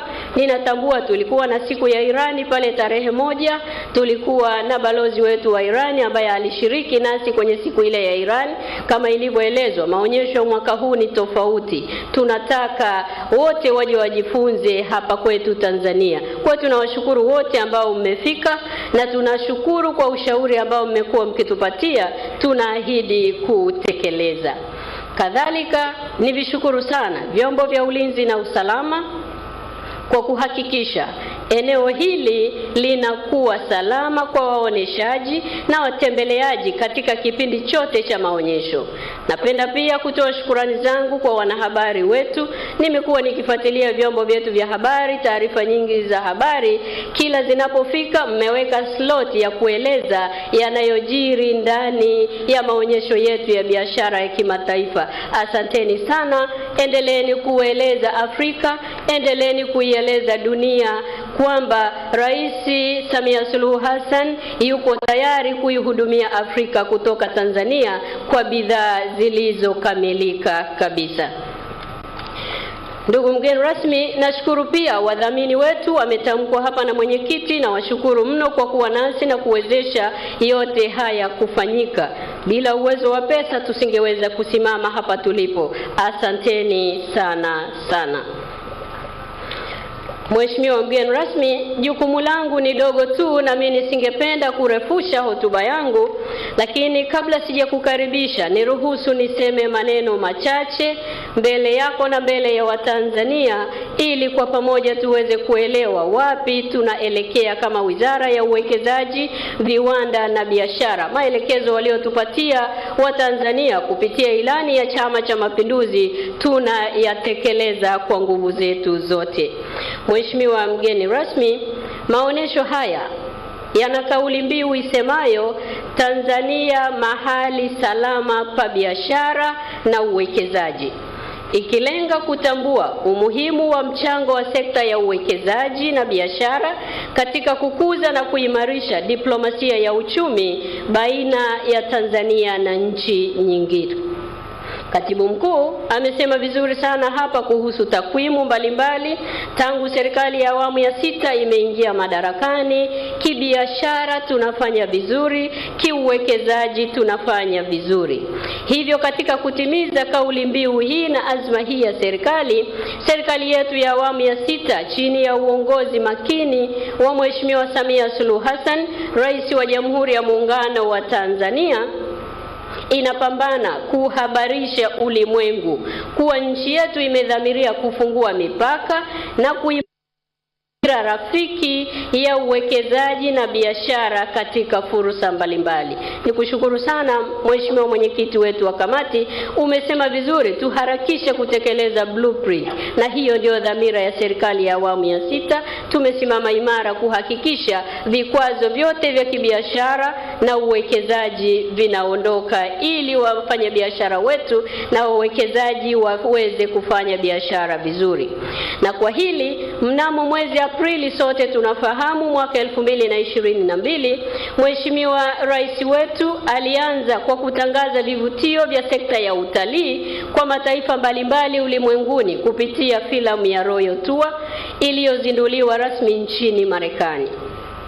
Kupitia filamu hii, Mheshimiwa Rais wetu amekuwa balozi mzuri sana wa kuisemea Tanzania na hivyo kuvutia uwekezaji na wawekezaji sio tu kwenye utalii bali pia katika sekta nyingine za kiuchumi.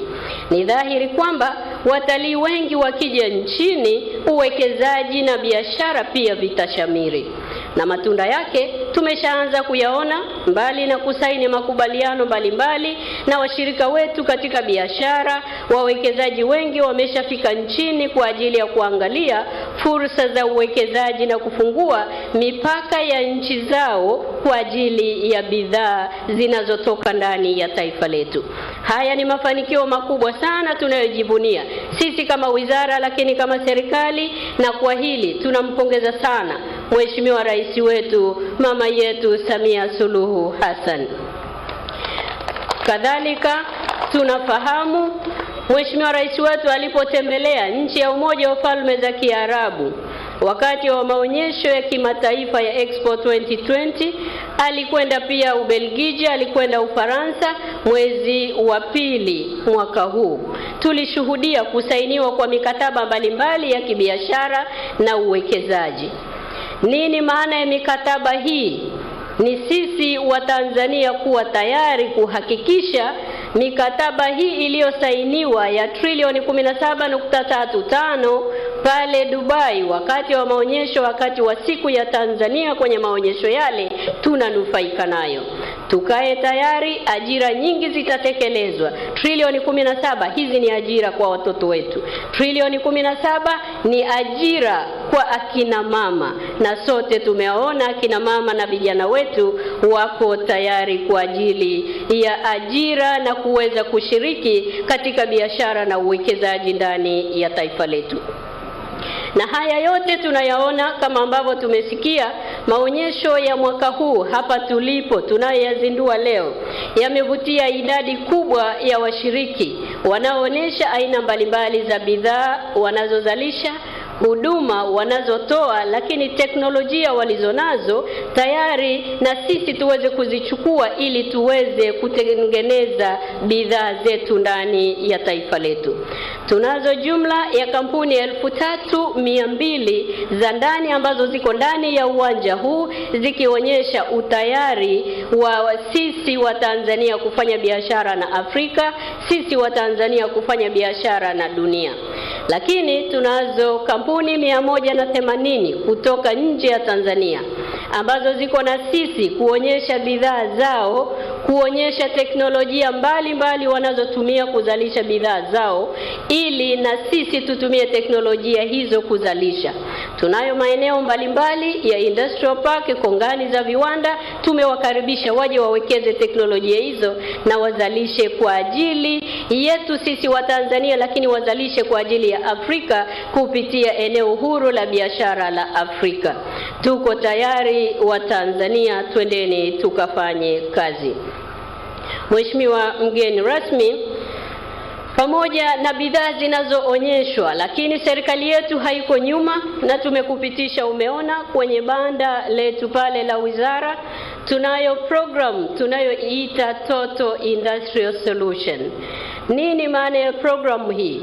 Maana ya programu hii ni kuwaonyesha Watanzania tuna uwezo wa kuzalisha mitambo ya viwandani midogo ya saizi ya kati, lakini pamoja na mitambo mikubwa kwa ajili ya viwanda vidogo, viwanda vya kati na viwanda vikubwa. Niwakaribishe Watanzania wote, mfike mje muone. Tunao mtambo wa shilingi milioni 6 tu ambao unaweza ukakuzalishia bidhaa nzuri na zikaenda duniani kwenda kuuzwa.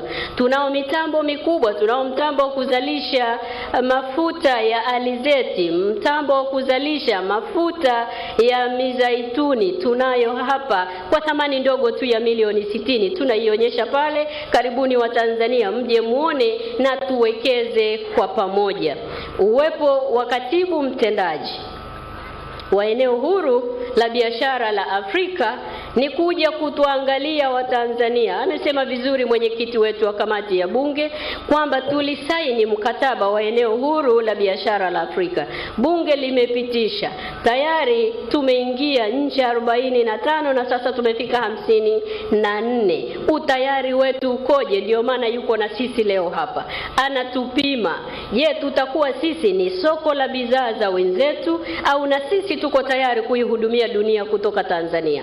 Na serikali ya Mheshimiwa Samia Suluhu Hassan kupitia Wizara ya Uwekezaji, Viwanda na Biashara tunasema tuko tayari, tunatengeneza mitambo hii. Tutashirikiana na sekta binafsi, lakini pia hata serikali tumeanzisha kuona kwamba tuna uwezo wa kuzalisha mitambo, tuna uwezo wa kuzalisha bidhaa zitakazohudumia soko zima la Afrika. Tuko tayari, karibuni tufanye kazi hii.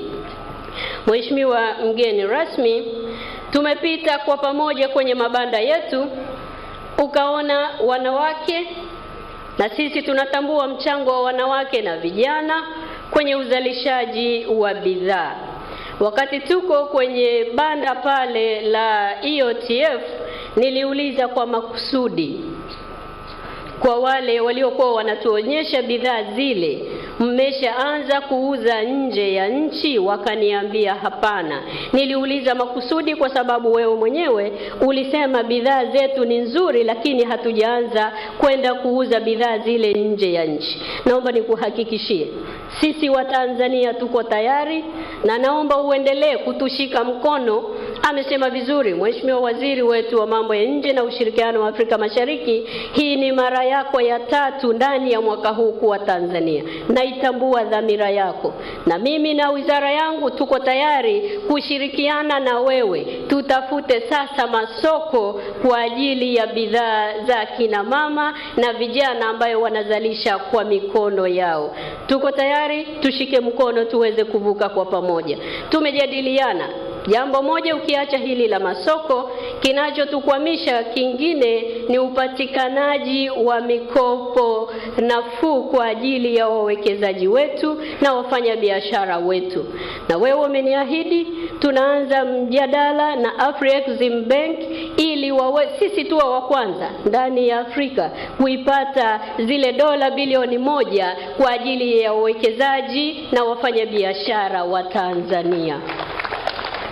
Ndugu zangu wa Tanzania, hii ni fursa kubwa kwetu, na sisi kama wizara tuko tayari kuyafanya haya. Naomba mjitokeze hizo pesa, na zisema mbele yake, mbele ya Watanzania, ili ajue utayari wetu. Twendeni tukazalishe na tuihudumie Afrika kutoka Tanzania.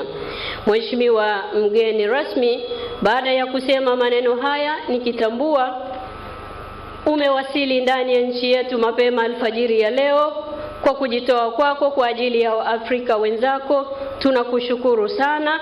Na niseme mbele ya Watanzania, tunakutaraji pia Mheshimiwa Waziri wa mambo ya nje, tunamtaraji pia mwezi wa 8 atarudi Tanzania, na amesema hivyo atarudi Tanzania kwa ajili ya konferensi kubwa ya wanawake katika biashara. Yuko tayari kutuletea wanawake wote wafanya biashara wa Afrika kuja Tanzania mwezi wa 8.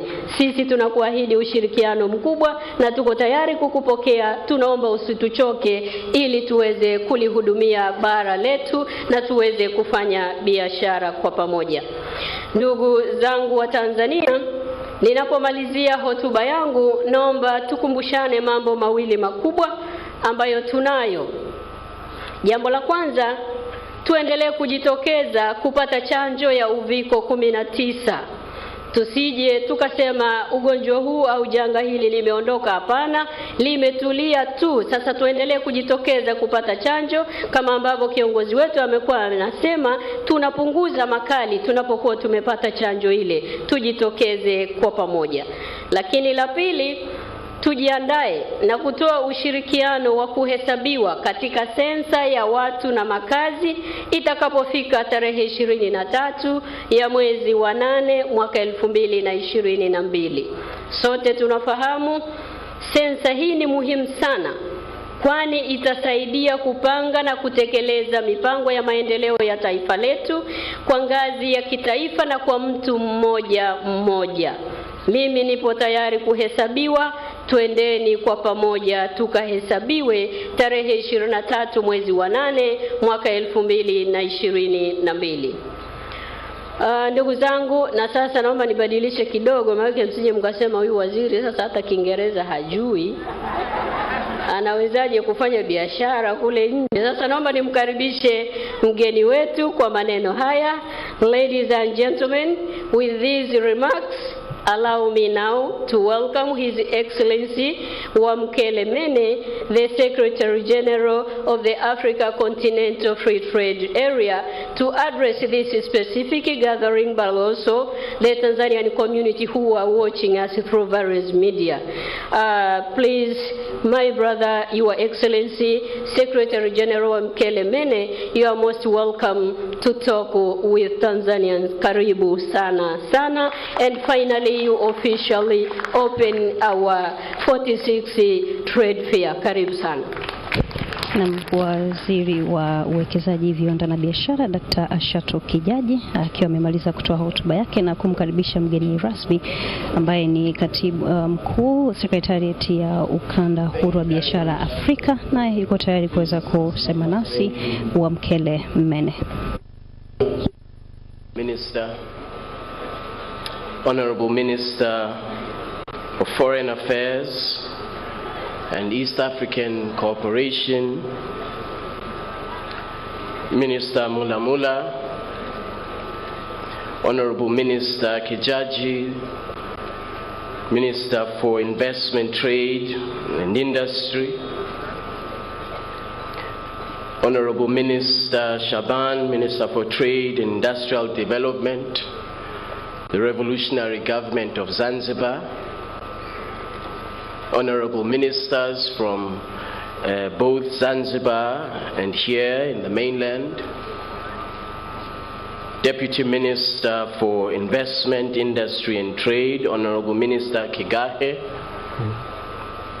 Honorable Deputy Ministers that are here,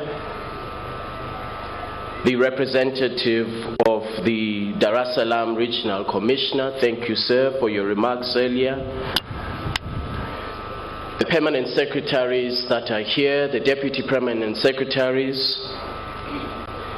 the chairman of the board of TAN Trade, the Director General of TAN Trade, of course, the Principal Secretary of the Revolutionary Government of Zanzibar,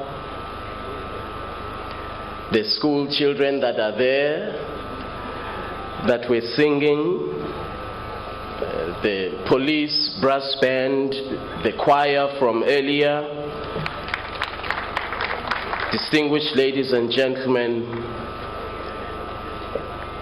sometimes people say it is an honor to be here.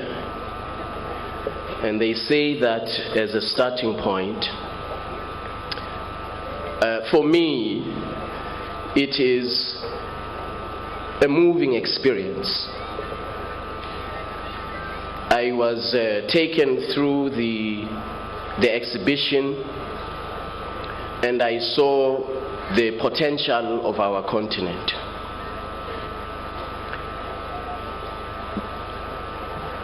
People asked me, well, just in less than a year, this is your third visit to the United Republic of Tanzania.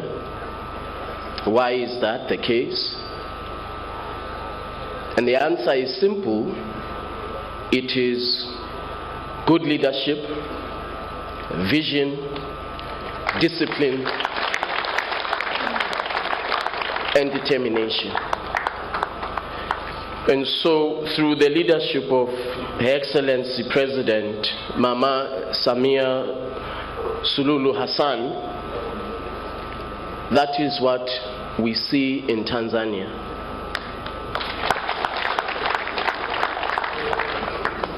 The investment reforms have yielded results. Look at the infrastructure development that is happening.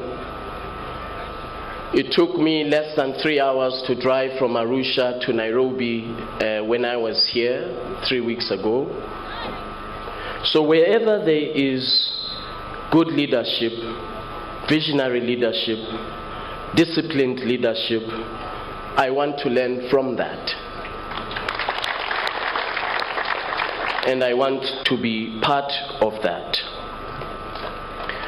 I told Her Excellency the President that when we had our meeting in Accra, that Tanzanians must understand,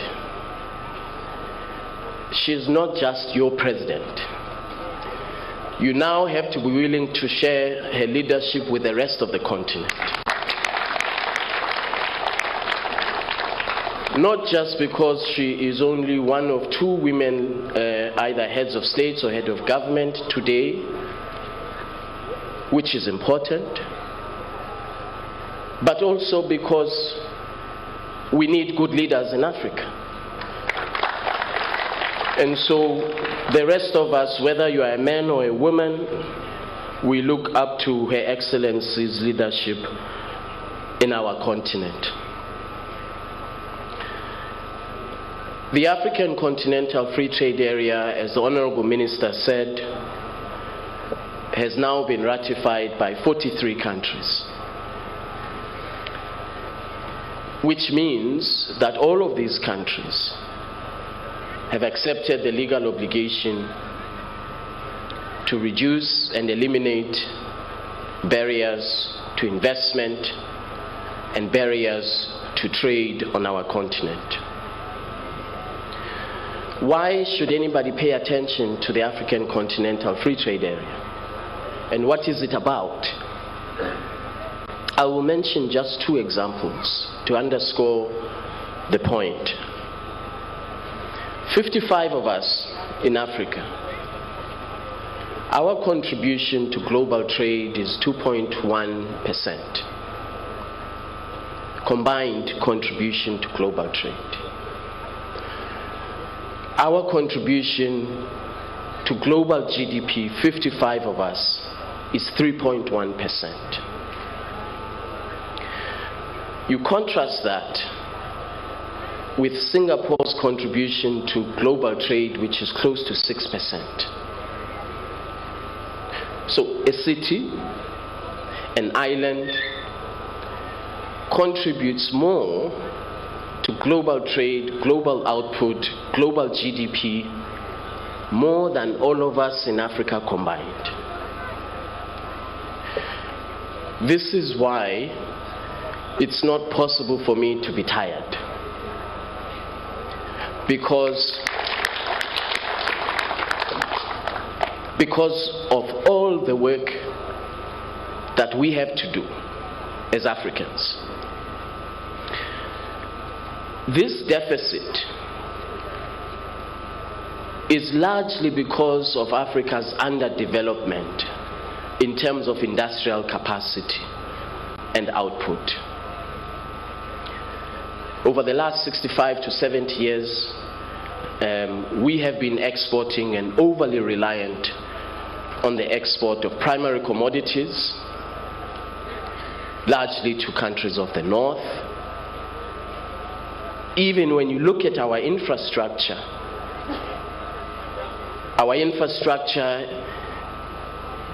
paints a very, very telling picture. Post-colonial infrastructure, you have a port that is directly linked to a mine, extraction of the raw commodities directly from the mine, using the infrastructure to the port and to countries of the north, with zero value addition on the African continent. This is in part why there is this deficit. The second example, which is also why I cannot afford to be tired. 2019, before the onset of the pandemic, our continent imported $16 billion worth of pharmaceutical products. $16 billion worth of pharmaceutical products. That means jobs forgone. That means competitiveness forgone. Innovation forgone. Because we are exporting the primary commodity, which is agricultural products, that are used to make pharmaceuticals. And we import the finished product. In 2014, the continent exported $6 billion worth of raw coffee, unprocessed coffee. The global coffee industry, after processing, repackaging, value addition, the global coffee industry is $100 billion. $100 billion industry, which we don't control as Africans. Another example is, of course, what is happening now. 1.3 billion of us, and we claim, correctly so, we claim that we have 60% of the world's arable land, and yet we import wheat, barley, and other cereals from Ukraine. We have 60% of the world's arable land, and yet we import, and there were 1.3 billion of us, and yet we import wheat from Ukraine. So, as President Kagame said, a country of 43 million people is feeding an entire continent of 1.3 billion people. How is that possible? When the COVID pandemic hit our shores as a continent, we did not have the capacity to manufacture germ-killing products, masks, and all the tools that were required to fight the pandemic. We had to have a man in China donate 6 million masks to us in April 2020, Mr. Jack Ma.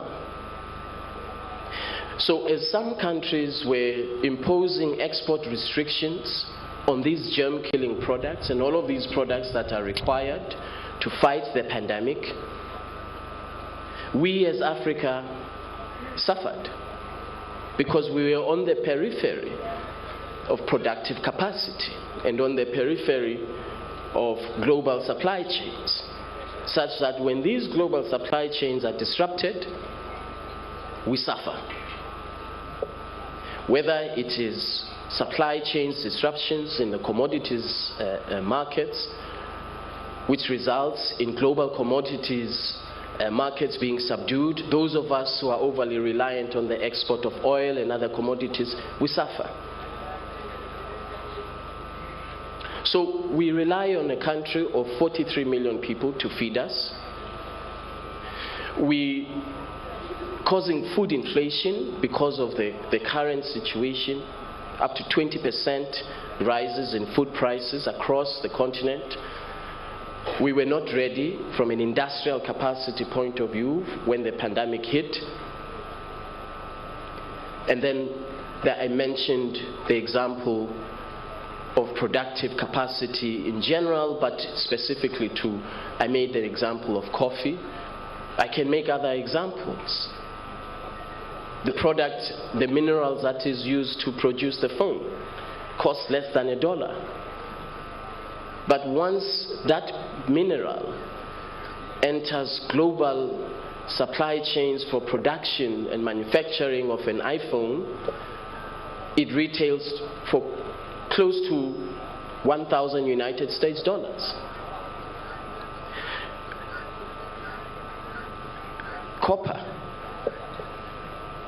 Copper is processed in the Ukraine to make wiring harnesses for the vehicles that we drive. And yet copper is in Zambia and is in DRC and maybe other countries also. So 65 years, 70 years down the line, we are still faced with this challenge of industrial underdevelopment in our continent. But I believe that the twin effect of these crises, the geopolitical context between Ukraine and Russia, as well as the COVID-19 pandemic, has in very stark terms compelled us Africans to say that we need to do more and to accelerate our own self-sufficiency, establish our own regional, continental value chains without disconnecting from the global economy, but to establish our own self-sufficiency. This is what these two crises have demonstrated in very stark terms about the condition of our continent. Now, the fragmentation of rules, smallness of national economies, the lack of industrial capacity, all of these reasons contribute to intra-Africa trade being at only 18%. We trade more with the rest of the world than we trade amongst ourselves as Africans. We are better connected from the point of view of trade patterns with countries of the north than we are amongst ourselves as African countries. And so in the wisdom of the founding mothers and founding fathers of the Organization of African Unity, May 1963, and of course, President Mwalimu Nyerere was one of them. In their wisdom, the primary challenge was, let's defeat colonialism, let's unite our continent and push back the colonialists. And with the defeat of apartheid in South Africa in 1994, arguably they achieved that objective. But the objective, which is also in the founding treaty of the Organization of African Unity, the objective of an integrated economy in Africa, an economically integrated continent, has evaded us. Now, they, in my view, they played their part. They played their part. They did what they had to do, which was to defeat colonialism. Economic integration is now on us. That is the second as a leader, as a head of state I recently met with, this is Africa's our second liberation is economic integration of our continent. This is our second liberation as a continent. If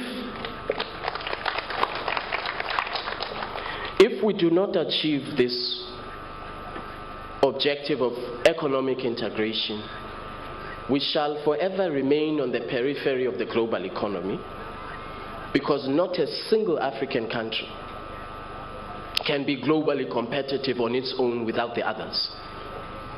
Not Nigeria, not Morocco, not South Africa, not the United Republic of Tanzania, not Kenya, not a single African country will be able to achieve global competitiveness on its own. It's not going to happen. That is why, in the wisdom of the founding mothers of the Organization of African Unity, they said that Africa must be a single market, a single economic market, for us to be able to feed ourselves and to become globally competitive. Today we import $50 billion worth of food because of this fragmentation that we have sustained over the last 65 to 70 years. So yes, the African Continental Free Trade Area is about the nuts and bolts of trade on the face of it. But actually, it is a much broader and a much more important objective. It is the African Continental Free Trade Area is a tool for Africa's economic integration. It is a tool for Africa's industrial development. And the reason it is a tool for Africa's industrial development is because we are consolidating a market of 1.3 billion people, which by the year 2035 is estimated to be a combined market of close to 8 trillion United States dollars. Potentially, the African market and the African economy can be the 8th largest economy in the world. But we're not going to become the 8th largest economy in the world if we are fragmented. We are not going to achieve global competitiveness if we are fragmented. I want to cite an example, a concrete example of this global competitiveness that I refer to. Today, India, similarly populated in terms of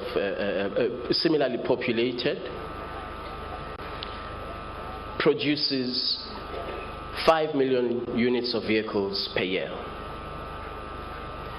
contributing to industrialization, job creation, and innovation. India imports some components of vehicles, but for the most part, it is domestic manufacturing.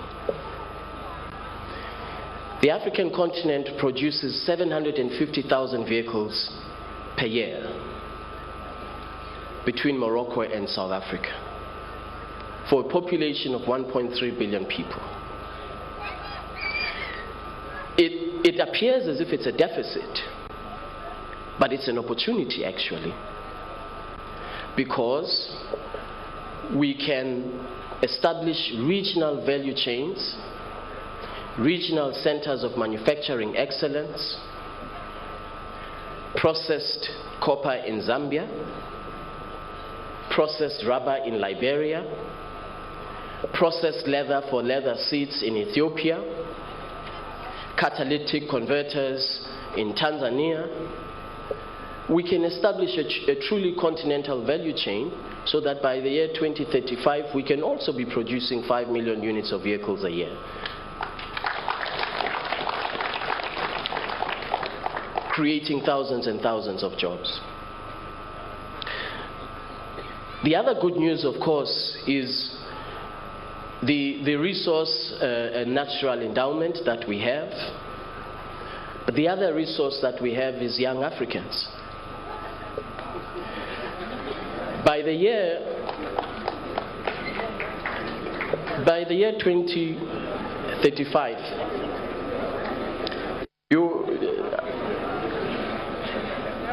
2035, we will have the largest population of people below 35 will be in Africa. That means economic dynamism. That means we have more people in Africa than anywhere in the world who will contribute to Africa's economy and competitiveness. Similarly, in 2019, of the 10 fastest growing economies in the world, 6 were in Africa. So there are positive attributes for us to focus on and for us to leverage on, including this youth dividend that I've just mentioned, of young Africans who are ready to enter the job market. I'm not discriminating against those who are not young Africans. I'm simply saying that trade agreements are about the future, and we have to nurture the future economically.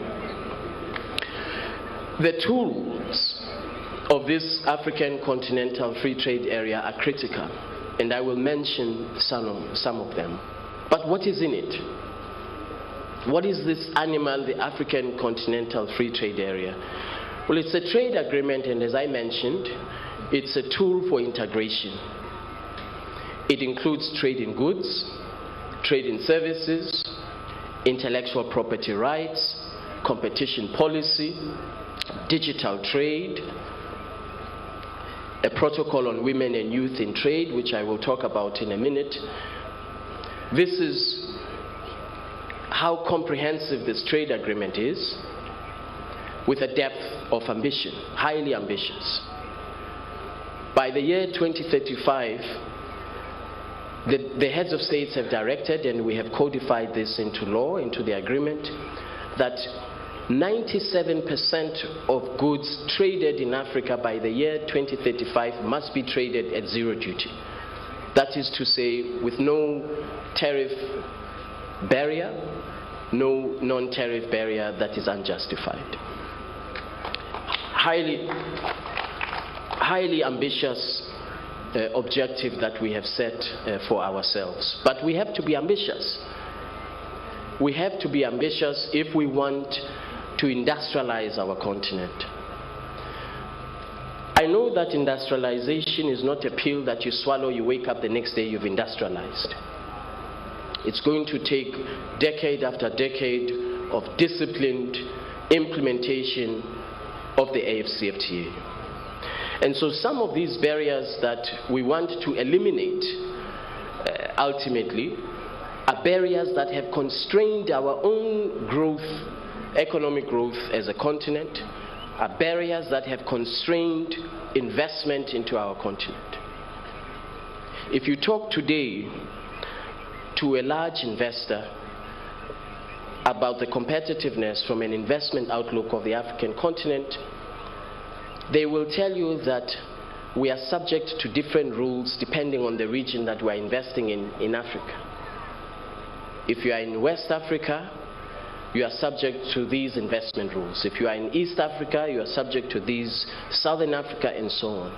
So the AFCFTA has harmonized all of these rules to enable trade and investment to be accelerated on the basis of a single set of rules that, as a small medium enterprise, as a large corporation, that you can look at and decide where you want to expand your business, where you want to expand your investment on the African continent.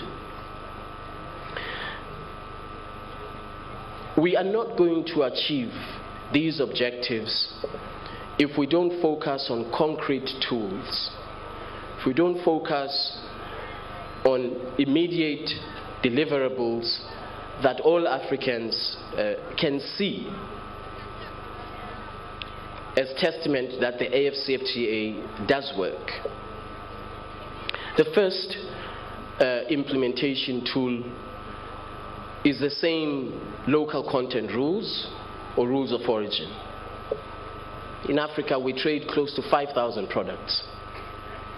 Close to 5,000 products are either imported or exported. But we have been doing so for the last 65 to 70 years on the basis of different rules of local content. If you export your product to West Africa, it will be subject to a different set of rules. We have now harmonized that. 4,500 products, we have exactly the same rule of origin for trade in Africa. The second tool, which is a very important tool, is what we call the Pan-African Payments and Settlement System. 42 currencies in Africa. If you want to trade, if you are in Egypt, you want to trade with somebody in Ghana, first you have to convert the Egyptian pound into the dollar or any other third currency.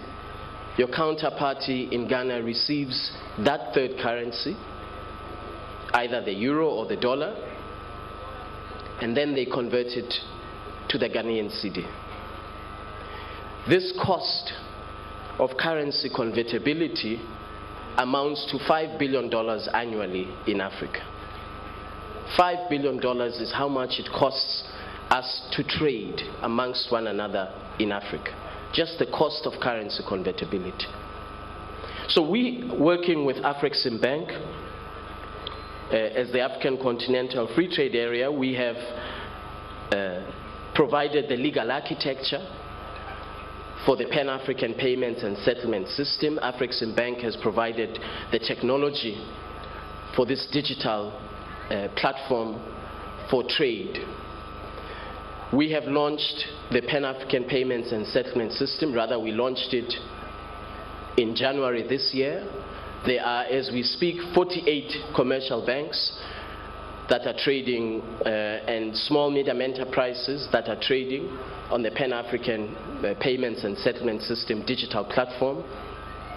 And I believe this will increase or enhance inclusivity of trade, particularly small medium enterprises, as well as young entrepreneurs who want to trade across borders, but thus far the cost has been a significant barrier when they want to trade across regions and across countries that have multiple currencies. The other very important tool is Africa Trade Gateway, which again is focused on small medium enterprises and young entrepreneurs to enable interconnectivity of businesses across regions. You will now, as of when we launch it, you will be able to, on a digital platform, to find due diligence information, market intelligence information about the market that you want to enter into, as well as connectivity with a small medium enterprise on another part of the African continent, because we believe these digital trade tools are what will actually enable us to reach our target of doubling intra-Africa trade by the year 2035. We also have the African Continental Free Trade Area Adjustment Fund. And the African Continental Free Trade Area Adjustment Fund is intended to help countries who in the short term will experience revenue losses. As they eliminate tariffs, they will experience revenue losses. And so it is intended to support those countries to implement the trade agreement in a way that will not disrupt the macroeconomic fundamentals of that particular country. It is not going to be intended for the Minister of Finance to say, thank you very much, I will take this for budget support. No. The AfCFTA Adjustment Fund will be intended for direct intervention in a particular sector, productive capacity.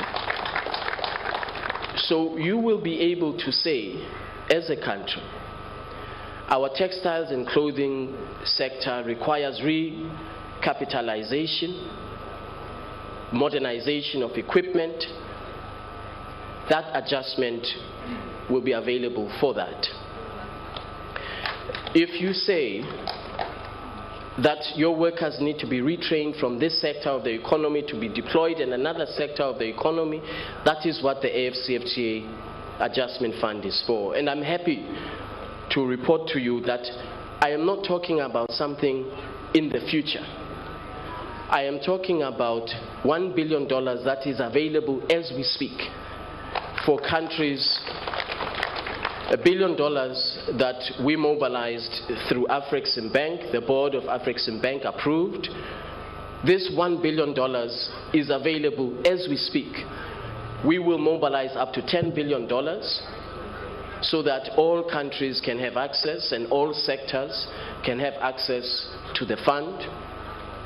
It is available for implementation of the AFCFTA.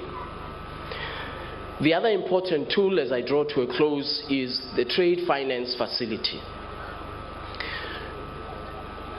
Today, in our continent, over 70% of jobs are in the small-medium sector. Over 450 million jobs are created by small-medium enterprises, and these small-medium enterprises are largely, for the most part, they are run by women. And so we have been challenging our commercial banks to say, let us pool our resources together, let us create an AFCFTA trade finance facility which will be specifically targeted for small medium enterprises that want to trade under the AFCFTA. We are pushing very hard with our partners to make this particular trade finance facility a reality by the end of the year, so that we can truly give meaning to the African Continental Free Trade Area, and that it is not something that appeals only to the large corporations on the African continent, but that also small medium enterprises become part of revolutionizing the economy and the face of the economy of Africa. The last tool I would mention, which is critical also for implementation of the AFCFTA, is a protocol on women and youth in trade. We have across the continent very laudable aspirations about benefits of trade being spread. Not only large corporations, they should benefit, but not only large corporations, but that trade must be inclusive. We must see young people benefiting from trade, benefiting from continental trade, expanding their businesses. We must see this 70% job creation by small medium enterprises that are led by women. We must see that becoming a reality, not just aspirational. And so that is why the Assembly of Heads of States and Government directed us that we must develop a protocol on women and youth in trade in the implementation of the AFCFTA, so that these aspirations that we talk about, the fact that by the turn of the century, 10 billion people in the world, 5 billion will be in Africa, half of those will be young Africans, that we don't just talk about this aspirationally, but that we codify these aspirations for affirmative action for small medium enterprises. We codify these aspirations into legally binding obligations. And that is why this protocol on women and youth in trade is so critical. And I asked Her Excellency President Hassan if she could be the champion for women and youth in trade. As a matter of fact, I ambushed her. I asked her in the middle of my speech on a stage, and so she could not say no. That is why we will be bringing that conference here to Dar es Salaam, the conference on women and youth in trade, so that we don't just talk and lament, but we find concrete solutions. For example, one of the things that is concrete that can be included in the protocol is if you are a small medium enterprise, you are in Dar es Salaam, you are in Tanzania, you want to trade with someone in Nigeria, the duty that is applicable to you should be much less than a duty applicable to a large corporation. If you are a young entrepreneur, you are exporting your goods to another part of the continent, the duty should be significantly less than if you are a large corporation. And so we want to take the opportunity when we are here in Dar es Salaam in August to come up with solutions for these challenges that confront us, particularly small medium enterprises that are led by women and young people. Let me conclude with a positive projection. The World Bank projected that when we implement this agreement, by the year 2035, Africa stands an opportunity, and it's an opportunity. We have the potential to lift 30 million Africans out of abject poverty, 70 million Africans out of moderate poverty, increase intra-Africa trade by 80%, increase Africa's income by over $450 billion, and more importantly, according to their projections, create opportunities through the AfCFTA, create opportunities for small medium enterprises that are led by women, closing the gender salary gap. These are very positive projections, very encouraging projections about the potential of our continent, but they are not going to happen on their own, of course. They won't happen by chance. We as Africans will have to work hard to make sure that we see these positive projections become a reality, and that we see these positive projections become a reality in the economic integration of our continent. I believe we have a fundamental responsibility because we stand on the shoulders of those who sacrificed. Those who sacrificed so that today we can fight another battle. So, Honorable Minister said, I was tired. Yes, I was tired when I arrived at 3 a.m. And here, let me tell you, you know what my own government says, and the government is my wife. She says that when I say I have to travel, I have to work, and I say because there are people who died, who gave up their lives so that we can be free, and so that we can pursue these objectives. She looks at me and she says to me, Wamkele, please, you are no Nelson Mandela. But the point I try to make is that all of us have a responsibility to lift up our continent. Nobody is going to do it for us. No one is going to industrialize our continent but ourselves. No one is going to create investment opportunities on our continent but ourselves. And so this trade fair is linking opportunity, is linking small medium enterprises, as the honorable ministers were taking me through the pavilions, linking them to other markets across the African continent. That is what it is about. The competitiveness, the value-added products that I saw there, this is the opportunity in a trade fair such as this one to explore other markets. We have agreed that we will look into financing opportunities from our development finance institutions here in Africa, so that the AfCFTA does indeed become a reality. Now, let me once again thank you very much for the opportunity and for the invitation. I want to share something that you may not be aware of.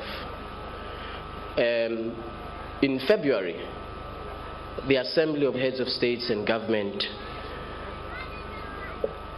finally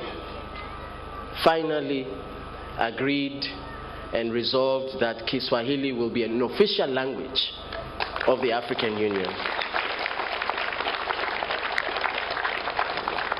taking us a step closer to the integration that all of us want to see. That was in February. In May, when the Assembly of Heads of States convened a few months later, the very first minister to make a speech entirely in Kiswahili was Honorable Minister Mula Mula.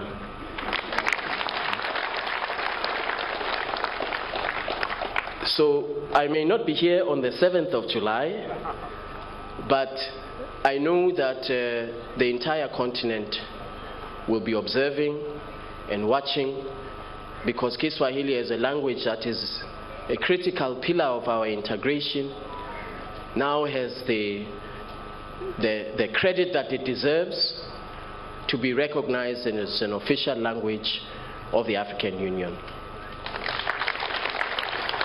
I am still working on my language, isiXhosa, to become an official language of the African Union. But I'm sure it's going to take a long time, because only 10 million people speak my language. But until then, we will leverage on Kiswahili to make sure that we have an African language in the African Union. Thank you very much. Our guest of honor, before you kindly take your seat, may I request you and eneo huru la biashara barani Afrika, ambaye amesema mengi tangu aliposimama, na hotuba yake akaitoa kwa lugha ya Kiingereza. Nitakujuza hapo baadaye machache miongoni mwa yale aliyoyasema, lakini sasa tufuatilie ufunguzi rasmi wa maonesho haya ya 46 ya kibiashara Dar es Salaam maarufu Sabasaba, ili tuweze kusherekea uzinduzi huu wa kipekee kabisa. Naomba mgeni rasmi please stay at the center, and naomba tumzunguke sasa. Asante sana. I'll count